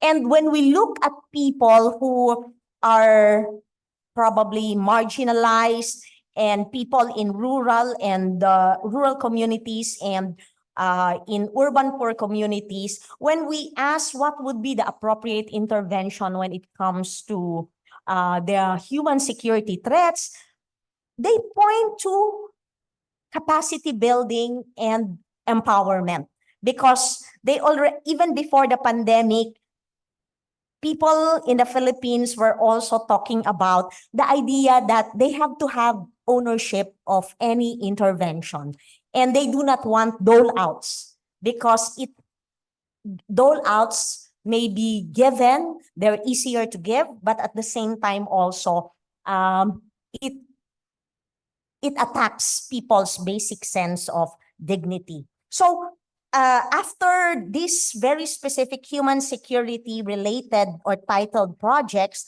I continued researching on local governance, empowerment, and decentralization. And the same things we found when doing research in 20 communities affected by Haiyan or Typhoon Yolanda. We found out that people get frustrated when they simply become recipients of aid and other livelihood programs. Basically, some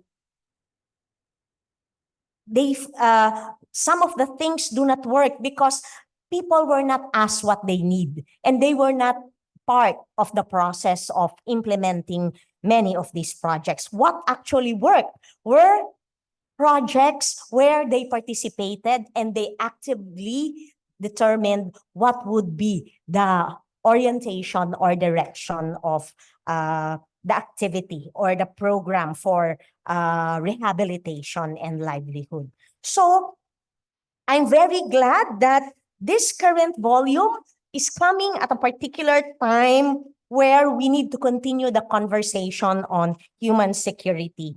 And I think while our research in human security norms in East Asia found out that definitely there is lack of consensus on what human security is in the Philippines and in Southeast Asia because of different contexts and mandates of different groups, institutions, and communities, and the understanding of the concepts remain among a limited group of people, mainly academics and CSOs. This book project brings in fresher, more bottom-up stories of what is really essential to really secure individuals, families, and communities. And I am very glad that we have shown, many of these case studies have shown the limits of top-down protection approaches. And at the same time, also, this echoes the realization of some of our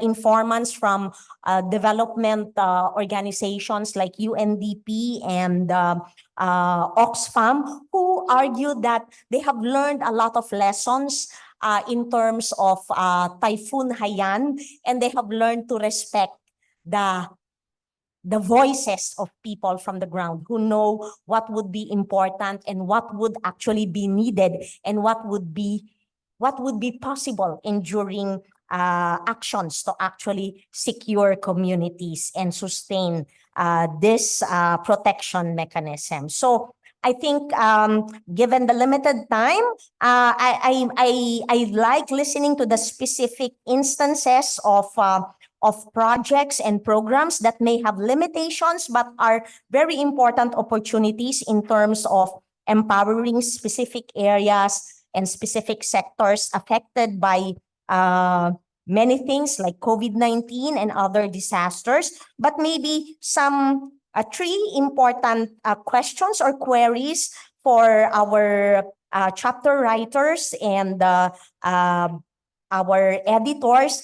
In the Human Security Norms project, we discussed three freedoms: freedom from fear, freedom from want, and freedom to live in dignity. So now, looking at the introduction, in the three phases of human security, the freedom to live in dignity is no longer in the picture. Has this been already incorporated, for instance, in the empowerment bottom-up approach? Because that was what was problematic when we were doing the research. How do we incorporate freedom to live in dignity, which is bigger than freedom from fear and freedom from want, and bigger than empowerment and protection? And number two, solidarity definitely is very important, and we have to bring in different stakeholders and multi-level governance. But we have to identify also some of the problems or some of the challenges in bringing about solidarity for human security and empowerment.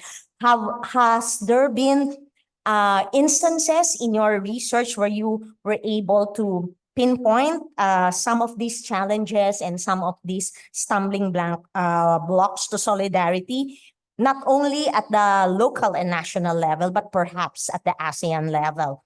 And finally, what is at stake for us as academics and scholars doing research for in the area of human security? So how do we further move along human security, not only as a concept, but as a tool, not only for academic analysis, but actual intervention and empowerment? Thank you very much.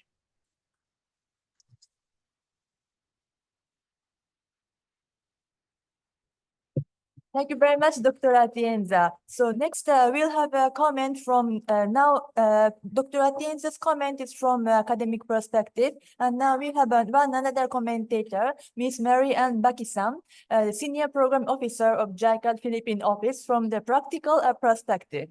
And we are very sorry we're running into time, but we hope after Ms. Mary Ann's presentation, if we can take one or two questions. Thank you.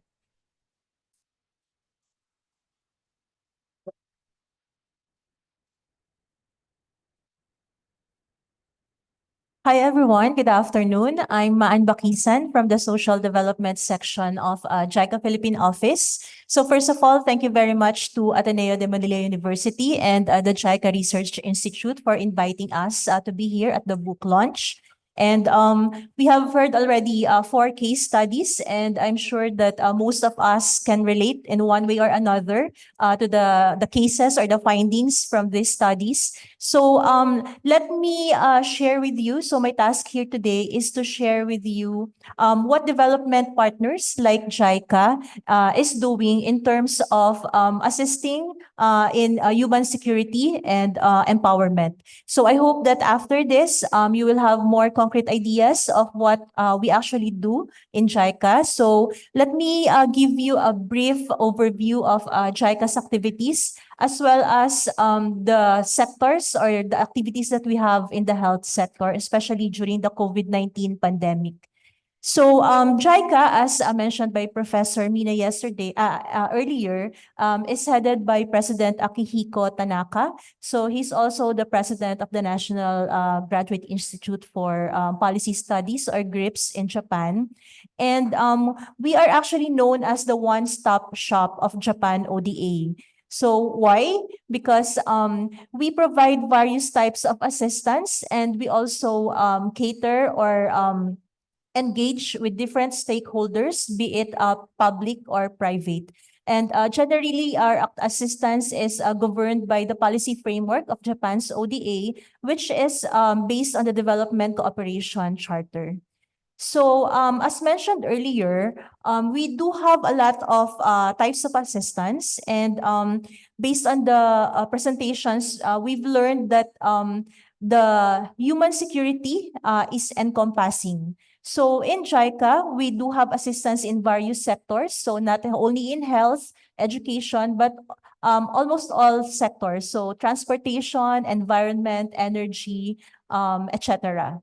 So in our operations, we do try to have this synergy effect on the impact of our projects. So we try to combine two or more or several of these assistance schemes that we have in JICA.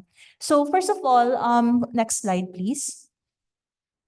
So one of the type of the cooperation that we have is the technical cooperation. So basically, this means human resource development through transfer of technology, knowledge, and skills from Japan by dispatching experts or sending Filipinos to trainings in Japan. And then we also provide finance and investment cooperation. So these are the concessional loans that we provide to the government of the Philippines and even to private sector now to fund some big ticket projects. So for example, you do know about the Metro Manila subway project and other rail projects. So that was funded under this cooperation scheme. And then for the citizen participation, so we all know how important it is for Japanese NGOs, LGUs, and academies to also implement some development cooperation activities to partner countries. So this is where they can avail of the scheme and also partner with the Filipino counterparts while doing so. So under this scheme, we also dispatch Japanese volunteers, young professionals who can be assigned to certain government offices for 2 years to help out in the activities of that office. And then, of course, during disasters, we dispatch the Japan Disaster Relief Team in order to help aid in the rehabilitation or treatment during medical emergencies. So during the Typhoon Yolanda, the GTR team of Japan is one of actually the first to be dispatched on the field in Tacloban or Palo during that time. And then other types of cooperation are the grant. So these are the projects that without without the a requirement of repayment from the Philippine government. So normally, we do this grant assistance in order to construct school buildings, hospitals, and other social development facilities. And then, of course, JICA Research Institute is here, and this project, this book that we're launching is also one under this cooperation. So it's a research project for us to be able to conduct quality research with impact on policies on peace and development. And lastly, so recently we have also launched a facility that will cater to Japanese small and medium enterprises. So those who want to introduce innovative products to partner countries like the Philippines can secure assistance through this scheme. So in the Philippines, next slide, please. Sorry, next slide, please. Yeah, so in the Philippines, our assistance is guided by these 3 pillars, priority areas of assistance. And the first one is to improve the Philippines' investment climate and achieve sustainable economic growth. So we provide assistance focusing on the improvement of traffic and transport network on the Greater Capital Region and major cities outside NCR. And then aside from that, improvement of energy and water infrastructure, also securing maritime safety and human resource development for industries are included under this pillar. For the second pillar, so to overcome vulnerability to risks affecting the impoverished sector, so we focused on improvement of hard and soft infra for the natural disasters and environment. So projects also for the development of safety nets, including healthcare and education, is included under this pillar, as well as agricultural productivity and the processing and distribution of agricultural products. And lastly, of course, we also give importance to peace and development in Mindanao. So under this pillar, we do help strengthen the local governance, particularly in BARM, and then reduce poverty through improvement of access to social services, and also improvement of infrastructure and industry promotion. So under the health sector of JICA, so next slide, please. So we've been active in this health sector since 1960s, and our focus was mainly on maternal and child health care, as well as infectious disease control. So as you can see, we've had many projects tackling HIV, leptospirosis, TB, etc. From 1960s onwards. And next slide, please. Yes, and then for the grant aid projects, we've also focused mainly on helping construct DOH-affiliated hospitals or facilities. So I'm sure you're very familiar with RITM, with NTRL or FDA. So those are some of the facilities that we've provided through grant aid. And also some of the top referral hospitals like PGH, Vicente Soto Memorial, Benguet Chen, Aurora, and so on and so forth. So currently, under the health agenda of JICA, in order to achieve human security and universal health care, we launched this JICA's initiative for global health and medicine, wherein our focus is on the treatment, precaution, and prevention. And we do this by the following approach. So first of all, by strengthening the diagnosis and treatment capacity of core hospitals, by strengthening also the institutions for infectious disease control and testing, by strengthening quality continuum care for mother and children, and strengthening sound health financial systems. So in the current assistance policy of JICA in the Philippines, we do have two focus. The first one is to support the achievement of the universal healthcare by implementing community-based healthcare services, including measures on infectious disease control. And the second one is to support the illegal drug countermeasures with a focus on prevention of relapse. So in the past 5 years, just to give you an idea, so these are the projects that we have been implementing in the health sector. So we just finished implementing a rabies control and prevention program, as well as a TB tuberculosis program wherein the TB screening was strengthened, and also a Japanese technology was introduced in order to help the screening become faster. And then, of course, we've had several projects related to COVID-19, which I will discuss later. For the illegal drug countermeasures, we have implemented, or we are now constructing, the biggest and the most modern drug abuse and treatment rehabilitation center, which is located in 13 Martires, Cavite. And we have also established treatment protocols, both for inpatient and outpatient services. So these are some of the pictures of the activities that we've had. Next slide, please.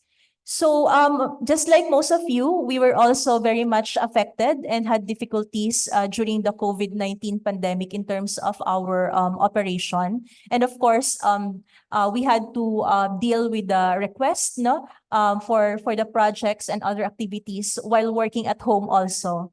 So during the COVID-19, these were the 4 commitments by JICA that we have implemented. So first of all, we did follow-up cooperation and support to the current and past institutional partners. So RITM has been our longtime partner, as well as San Lazaro Hospital, PGH, among others. So those were the first institutions that we have supported during the COVID-19 pandemic. And then we have also provided support in terms of delivering COVID-19 vaccinations to people. So we had projects related to cold chain and logistics equipment. And then we provided Japanese ODA loan for budgetary support. So these were the ones also used for the several programs of the government, the stimulus package, etc. And this was under this commitment. And then, of course, we have supported institutions conducting research on infectious disease control, example, RITM and San Lazaro Hospital. So for my last slide, so just to give you a more concrete view of the projects that we've done during or related to COVID-19 pandemic. So for the loan, around 130 billion of budget support was provided to the Philippine government to cater to all the programs that were implemented during the COVID-19 pandemic. And then, as mentioned earlier, cold chain logistics and equipment. So, for example, refrigerator vans, ice pack freezers, thermal packaging system, pickup trucks, etc., were provided to DOH, and it was distributed to all the regions for to help out in the distribution of the vaccines and other medical supplies. And then we provided also laboratory equipment and supplies. So, for example, RT-PCR machine, deep freezer, no? So we all know how overwhelmed the testing institutions at the time with the lack of equipment, lack of PPEs, etc. So this was provided also through the technical cooperation.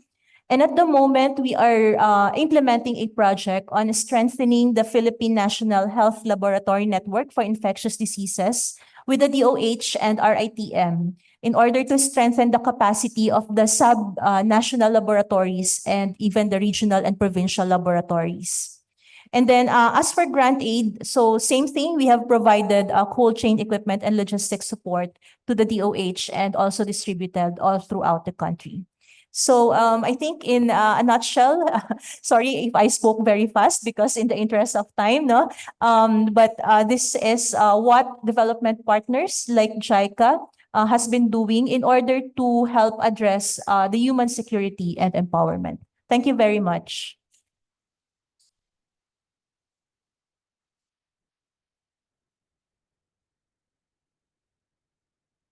Thank you very much, Ms. Maria.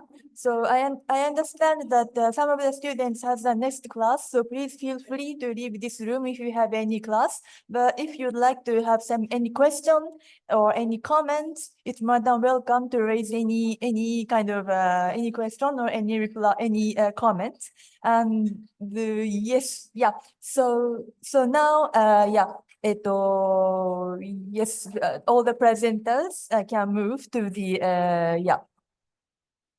to in front. And from the floor, if you have any question or any impression or any comments, it's much appreciated. The microphone is available.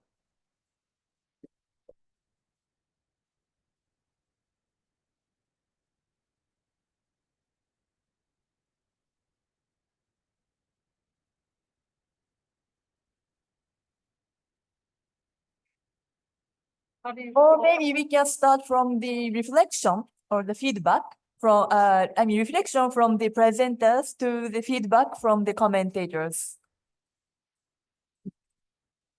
Are any of the presenters have something to say to the to reflect the commenters' comments? Okay, yeah. And Professor, yeah. sorry, Professor Mine, if you are here, you can turn on your camera now. Okay, so Professor Mely. Let me take the first question by Ella, Dr. Atienza, and maybe the others is really more about challenges faced. Whether dignity has already been either dropped or incorporated.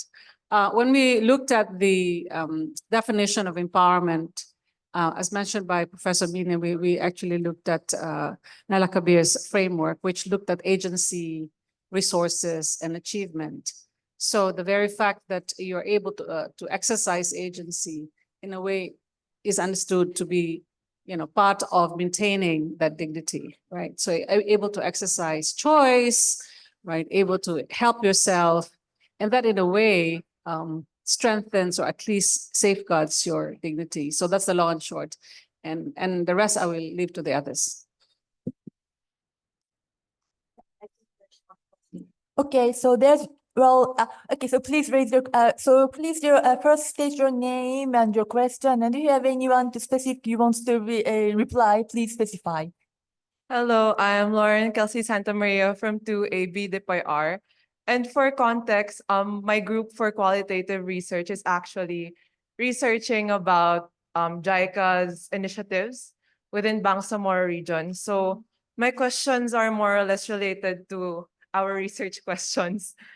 So, sorry. Okay, so from what I can see, a lot of our presenters presented different vulnerable groups in society regarding how they are affected by various issues as well as the pandemic. And the course of action that I think I've gotten from that in general is always empowerment and participation and in trickling down of initiatives. So right now, I would just like to know your take on implementing micro-level capacity building, going beyond citizen participation and empowerment, while also dealing with the intersectional aspects that challenges their vulnerability. And second question, apart from the previous question that I have presented, I would also like to know how individuals as a collective play a role in sustaining development after the pandemic. Thank you very much for the questions. So anybody who would like to reply to this question among the presenters? Maybe Dr. So who can?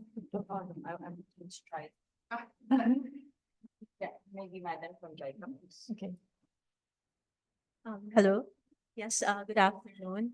Well, I'm not sure if I've got the question right, but for the first one, for our activities in BARM, as I mentioned earlier, so we are focusing on strengthening local governance. So it means that we do have capacity building trainings for the ministries like the MILG, the Ministry of Finance. So we do have those kind of activities with them, as well as on a lower level in the field of, for example, agriculture. So we also have activities with the MAFAR, or the Ministry of Agrarian and Fisheries and Agriculture, Fisheries and Agrarian Resources, Agrarian Reform. Wherein the target beneficiaries are really the farmers themselves. So in essence, we do have that kind of capacity building programs with them. Sorry, I did not remember the second point. As I would like to know how, as individuals as a collective, play a role in sustaining development after the pandemic. Probably I could answer that. In terms of empowerment of people at the grassroots level, it's very important, as I've said a while ago in my case study, that they should be given the opportunity and be recognized for their decision-making power. So as a collective, definitely grassroots women, for example, grassroots youth, or those coming from different sectors should have that kind of space and should have that kind of agency in order for them to decide on what development assistance or what other kinds of assistance that is going to be, given, or provided to them. So it's not the old way of doing development assistance wherein it's really top down, as mentioned a while ago by Dr. Atienza. It's really more of bottom up. So the idea of the collective also has to have that kind of potentiality and that kind of meaningful participation in this regard. Thank you. Thank you. So Thank you, Paul, so much. okay, thank you so much. Are there any yes, please, if you have any question, please please state your name and question. So, hi, I'm Sai Lazaro, also from 2AB DIPIR. And unlike Kelsey's questions, this is more like out of curiosity and is directed to Dr. Kawao. you have mentioned earlier in your presentation that Thailand also had community pantries, which the Philippines also had during the pandemic. And I would just like to know how the Thai government perceived it, because in the Philippines during the pandemic, local authorities and even the government itself has red tagged those who had initiated for community pantries. Thank you for your question. For Thailand, when we talk about the pantry, not the government, not the local organization, but the ordinary people in the neighborhood, we set the pantry, and who have will give the food in the pantry, and people who have not can get freely. Nobody organized apart from us. Thank you very much.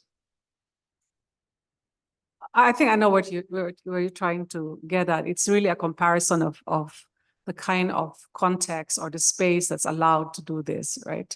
And this is where sometimes when you think about empowerment, grassroots movements, it's well and good to be able to say that communities have to organize themselves at the grassroots level, but one also has to be mindful of the space, the political space that allows for this kind of organization. So going back to the question earlier, post-pandemic, right? I think in highly restrictive environment, the stories were different. On the one hand, because they couldn't cope, they allowed for certain space that allowed communities, individuals, collectivities to actually organize themselves and empower themselves. Post-pandemic, when there's less demand on the government, there's more space for them to actually become more restrictive, right? Then the kind of space that you found in the pandemic may not be there anymore post-pandemic, right? In a space where politically restrictive, right? So you know the stories is not as rosy as one could imagine, but what we found out from the case studies is that there were opportunities for communities despite severe challenges, right, to organize themselves. And one could argue that they're allowed to do that because the government was really also fighting fires, right, putting out fires. But now that they have the space to do that, then they can even be more restrictive. So the story could actually be the opposite, right? Okay, thank you very much. Thank you very much for replies. And okay, then next, please. Hello, I'm Romulus po. So my question would be, just to give a brief context. So I noticed that the chapter on Thailand focused a lot on policies. So I thought, since the book mentioned that empowerment at multiple levels as part of their findings, I thought, what mechanisms through local action can we compound empowerment so that different sizes in local units with different power, different influences, can we magnify the effect of our efforts? Can you repeat it again, Romulus? Yeah. Yes po. I noticed the case study in Thailand is very much focused on policies. So I noticed for issues like WPS, where we focus on levels of global, national, and local, what mechanisms are most effective such that we can compound empowerment even in multiple levels of local units. So even with local units of different power, different influences in the sector. Right, it's basically comparing the women, peace, and security at the global level. So there are norms at the global level, but at the same time, like for example, in the case of Thailand and other countries, there is the notion of the importance of the local government unit. So how does empowerment come in or fit in that kind of global, national, local nexus? That's how I understand your question. Am I? Yeah. All right. Thank you. Thank you very much. Are there any other reflection to this question? Is it fine? Okay. Yeah. Yeah. Okay. Then. It's very difficult question.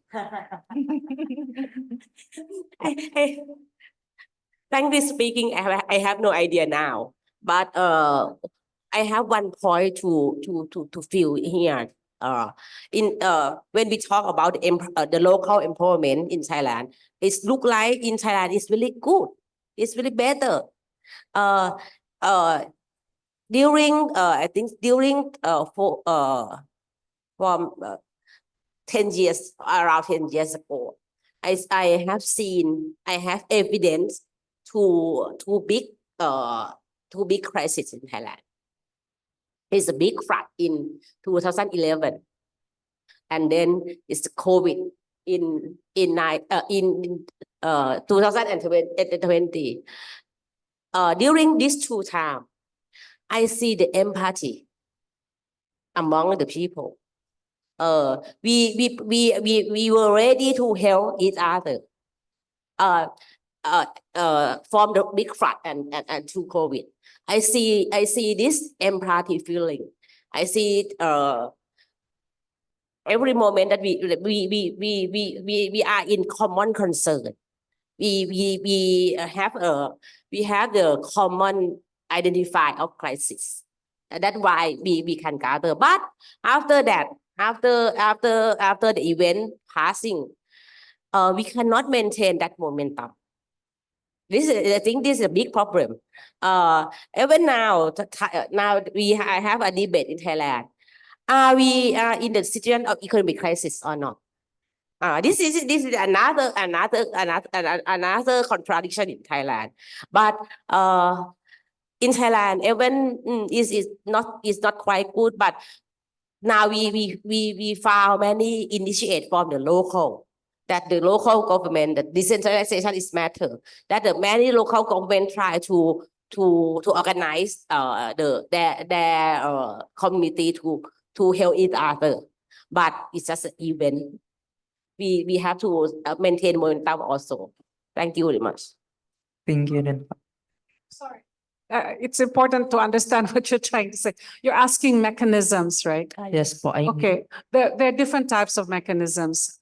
What has been discussed so far in the study are more the informal type of mechanisms, right? They're not state-led. Most of them are actually community-led, led by, in the case that Dr. Vena was talking about, it's women's groups, right? In the case of Dr. Maria, she was talking about nurses, right? Among themselves, healthcare workers. So they're not necessarily formal mechanisms, but they are mechanisms nonetheless, because there's a kind of some kind of a structure, informal structure. There's organization in action, right? And there's resources that's been put into. But post-pandemic, the question is, can these mechanisms continue? Can they be sustained? And I think when you look at the assistance in disasters or post-disasters, stories have shown that these communities continue to do so, right? Perhaps not as organized as they were during crisis period, but they're there nonetheless. In fact, in the story of mechanisms to deal with disasters, there's a lot of emphasis now at the local, they call it the localization movement, where you don't necessarily depend on formal organizations, humanitarian organizations, but tapping the potentials of existing informal structures, informal mechanisms. Yeah. It's so much.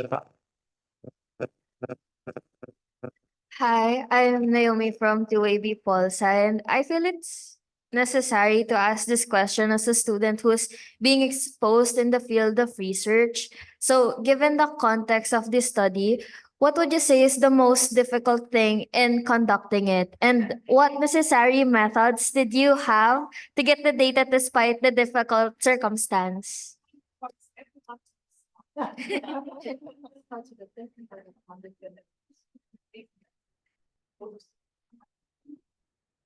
I can start so that we're in this order. I think it started, the message even started from Professor Yoichi Mine when he said we do humane research here.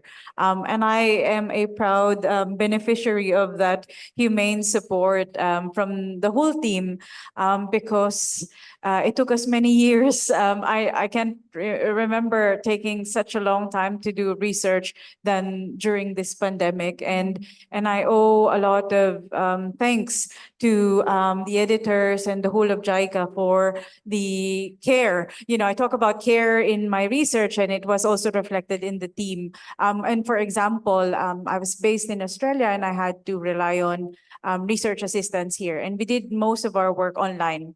And so that meant, taking the time of and also we were researching health workers who were themselves already burnt out and tired. And so we were capturing all of those sentiments during that difficult time. And, we were so grateful, but at the same time, the health workers we were interviewing, and surveying, we're very grateful that during that time they were being listened to, because at that time they felt that they were not being listened to.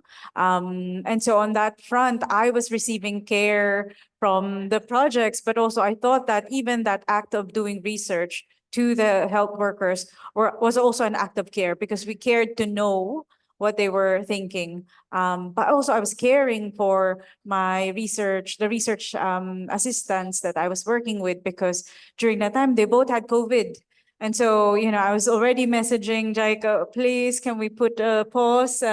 Because both of them have got COVID. This is, and again, that sort of doing research with care at the center. And I can proudly say we did the best that we could given the circumstances. And in fact, it made for better research. Thanks. Yeah. Yeah,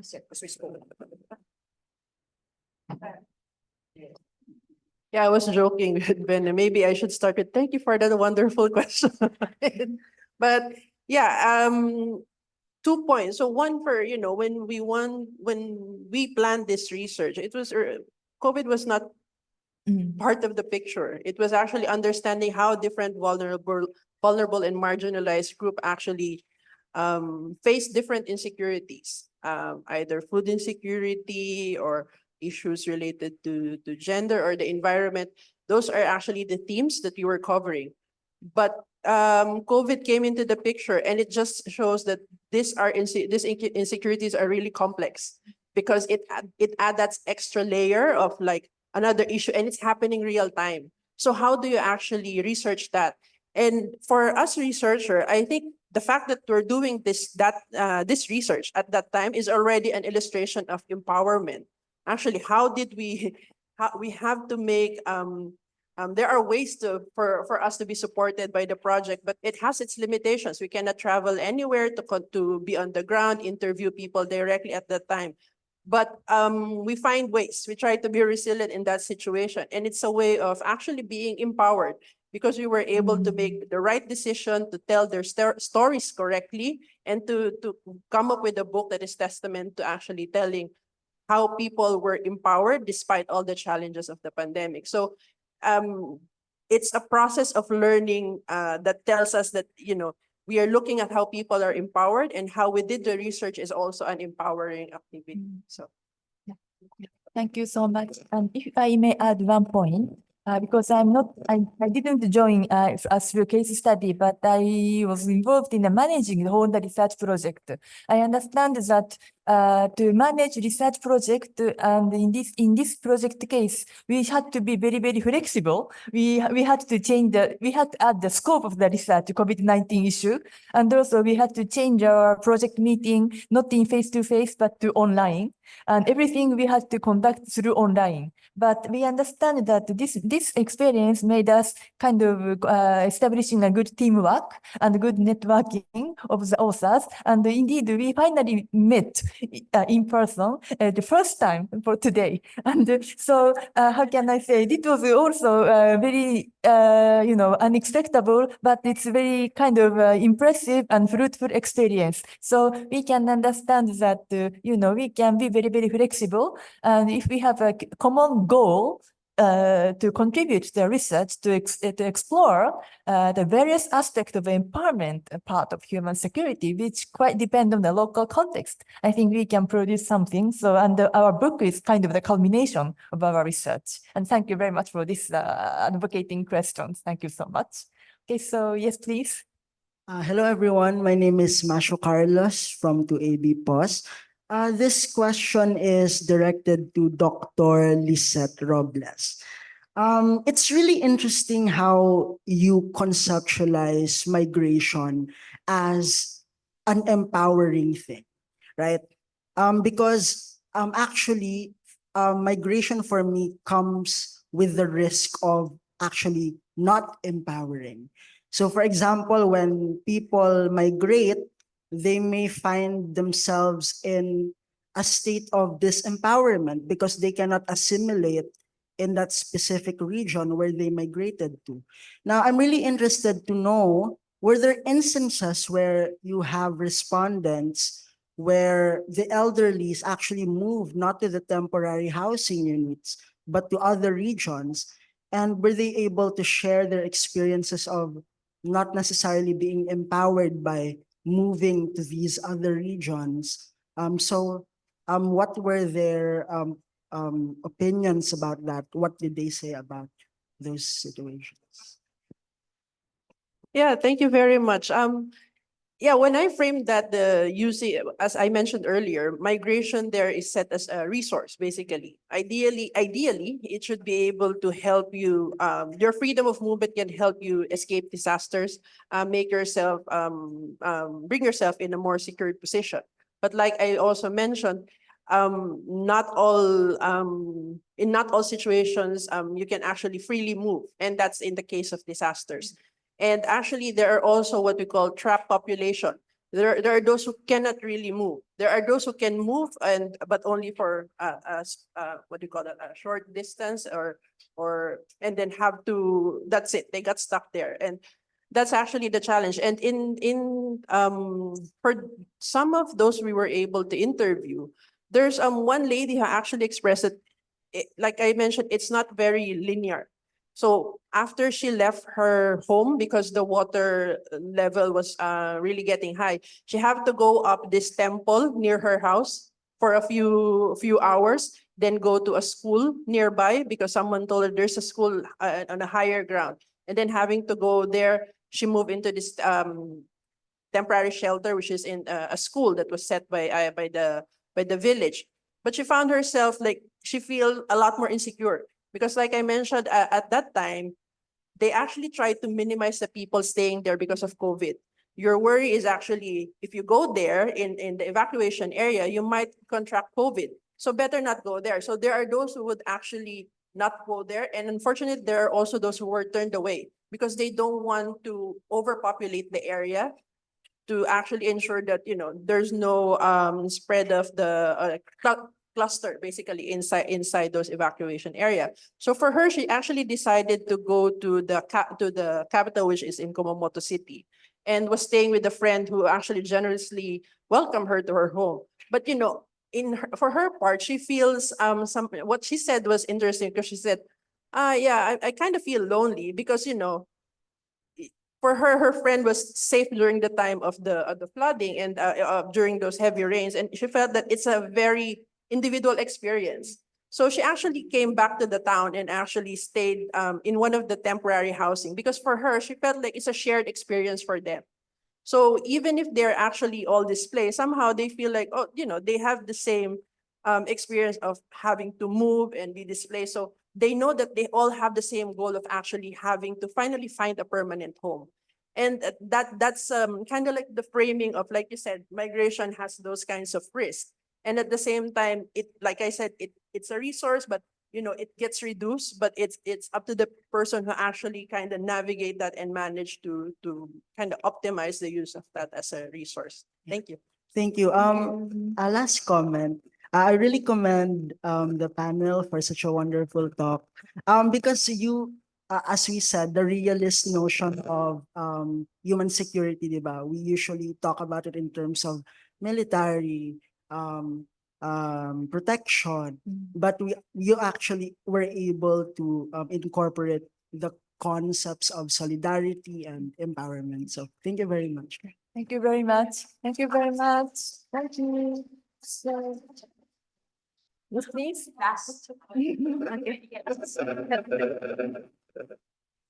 Hello, I'm Aliyah. I'm fourth year from POS. Also, a lot of the case studies focus on encouraging empowerment and bottom-up approach as a way of kind of compromising for the shortcomings of the national or the local government. here's the thing though, in the Philippines, building this culture of resilience and compromise kind of resulted in the normalization of threats or the normalization of waiting and even trained incompetence of the local government and the national government. So I guess my question is, what do you think we should do to help us avoid this unintended consequence while still trying to empower those on the ground, on the field? Thank you. Thank you very much. Maybe shall we ask okay, Dr. Maria, Maybe we can ask Professor Mine after that, if sorry, to Mine Sensei, if you have anything, well, we can ask Dr. Maria Tanyag, or shall we? It's okay, Professor Mine, if you have anything. May I? Okay. Can I just, I'd like to talk a bit more about the vulnerability and empowerment at the local level and the interaction between local government, national government, and global dimension. Can I very quickly show just one, share the screen? Maybe this is, voila. Can you see this slide? Yes. Okay. So this is another publication by our institute. So you can see the title of this publication: SDGs and Local Communities. The website is in Japanese, but English website is coming soon. So I'm showing this because I think you may find this index interesting and useful. So SDGs, but we often talk about SDGs in terms of the environmentally friendly action or, corporate social responsibilities. But the SDGs fundamental objective is to create society where no one, left behind. So this, publication, we crafted index, actually taking an example of Miyagi Prefecture, so which was affected by tsunami. And in 2011, the more than 10,000 people were killed by tsunami instantly. So, and we disaggregated the prefectural data into towns and villages, and we wanted to identify, the where, who are left behind, and where and how. So, using a lot of nearly 100, index, including the suicide rates of women and children, and the quality of life of the elderly people, etc. So, and the point is, this is, this is index, just numbers, but at the same time, we encourage local citizens to create just this kind of, indicators of empowerment and dignity and human security, and using, this index as a tool of communication among citizens and between citizens and local governments. So anyway, I'm sorry, I just promoted the another publication, but I think the people are quite find this index useful, in promoting empowerment at the community level. So I just wanted to introduce this publication. Okay, thank you very much. Okay, thank you very much. So this publication is open access from JICA's website, JICA Research Institute website. And maybe to know the situation of how to empower people, we understand that at first we should know where are the people left behind and what the situation of the people exactly. Therefore, this kind of indicator is quite important to grasp what is ongoing on the ground. So we hope this book can also contribute to understand the human security and empowerment situation in local level. So thank you very much for all your contribution. And yes, now we'd like to close the seminar.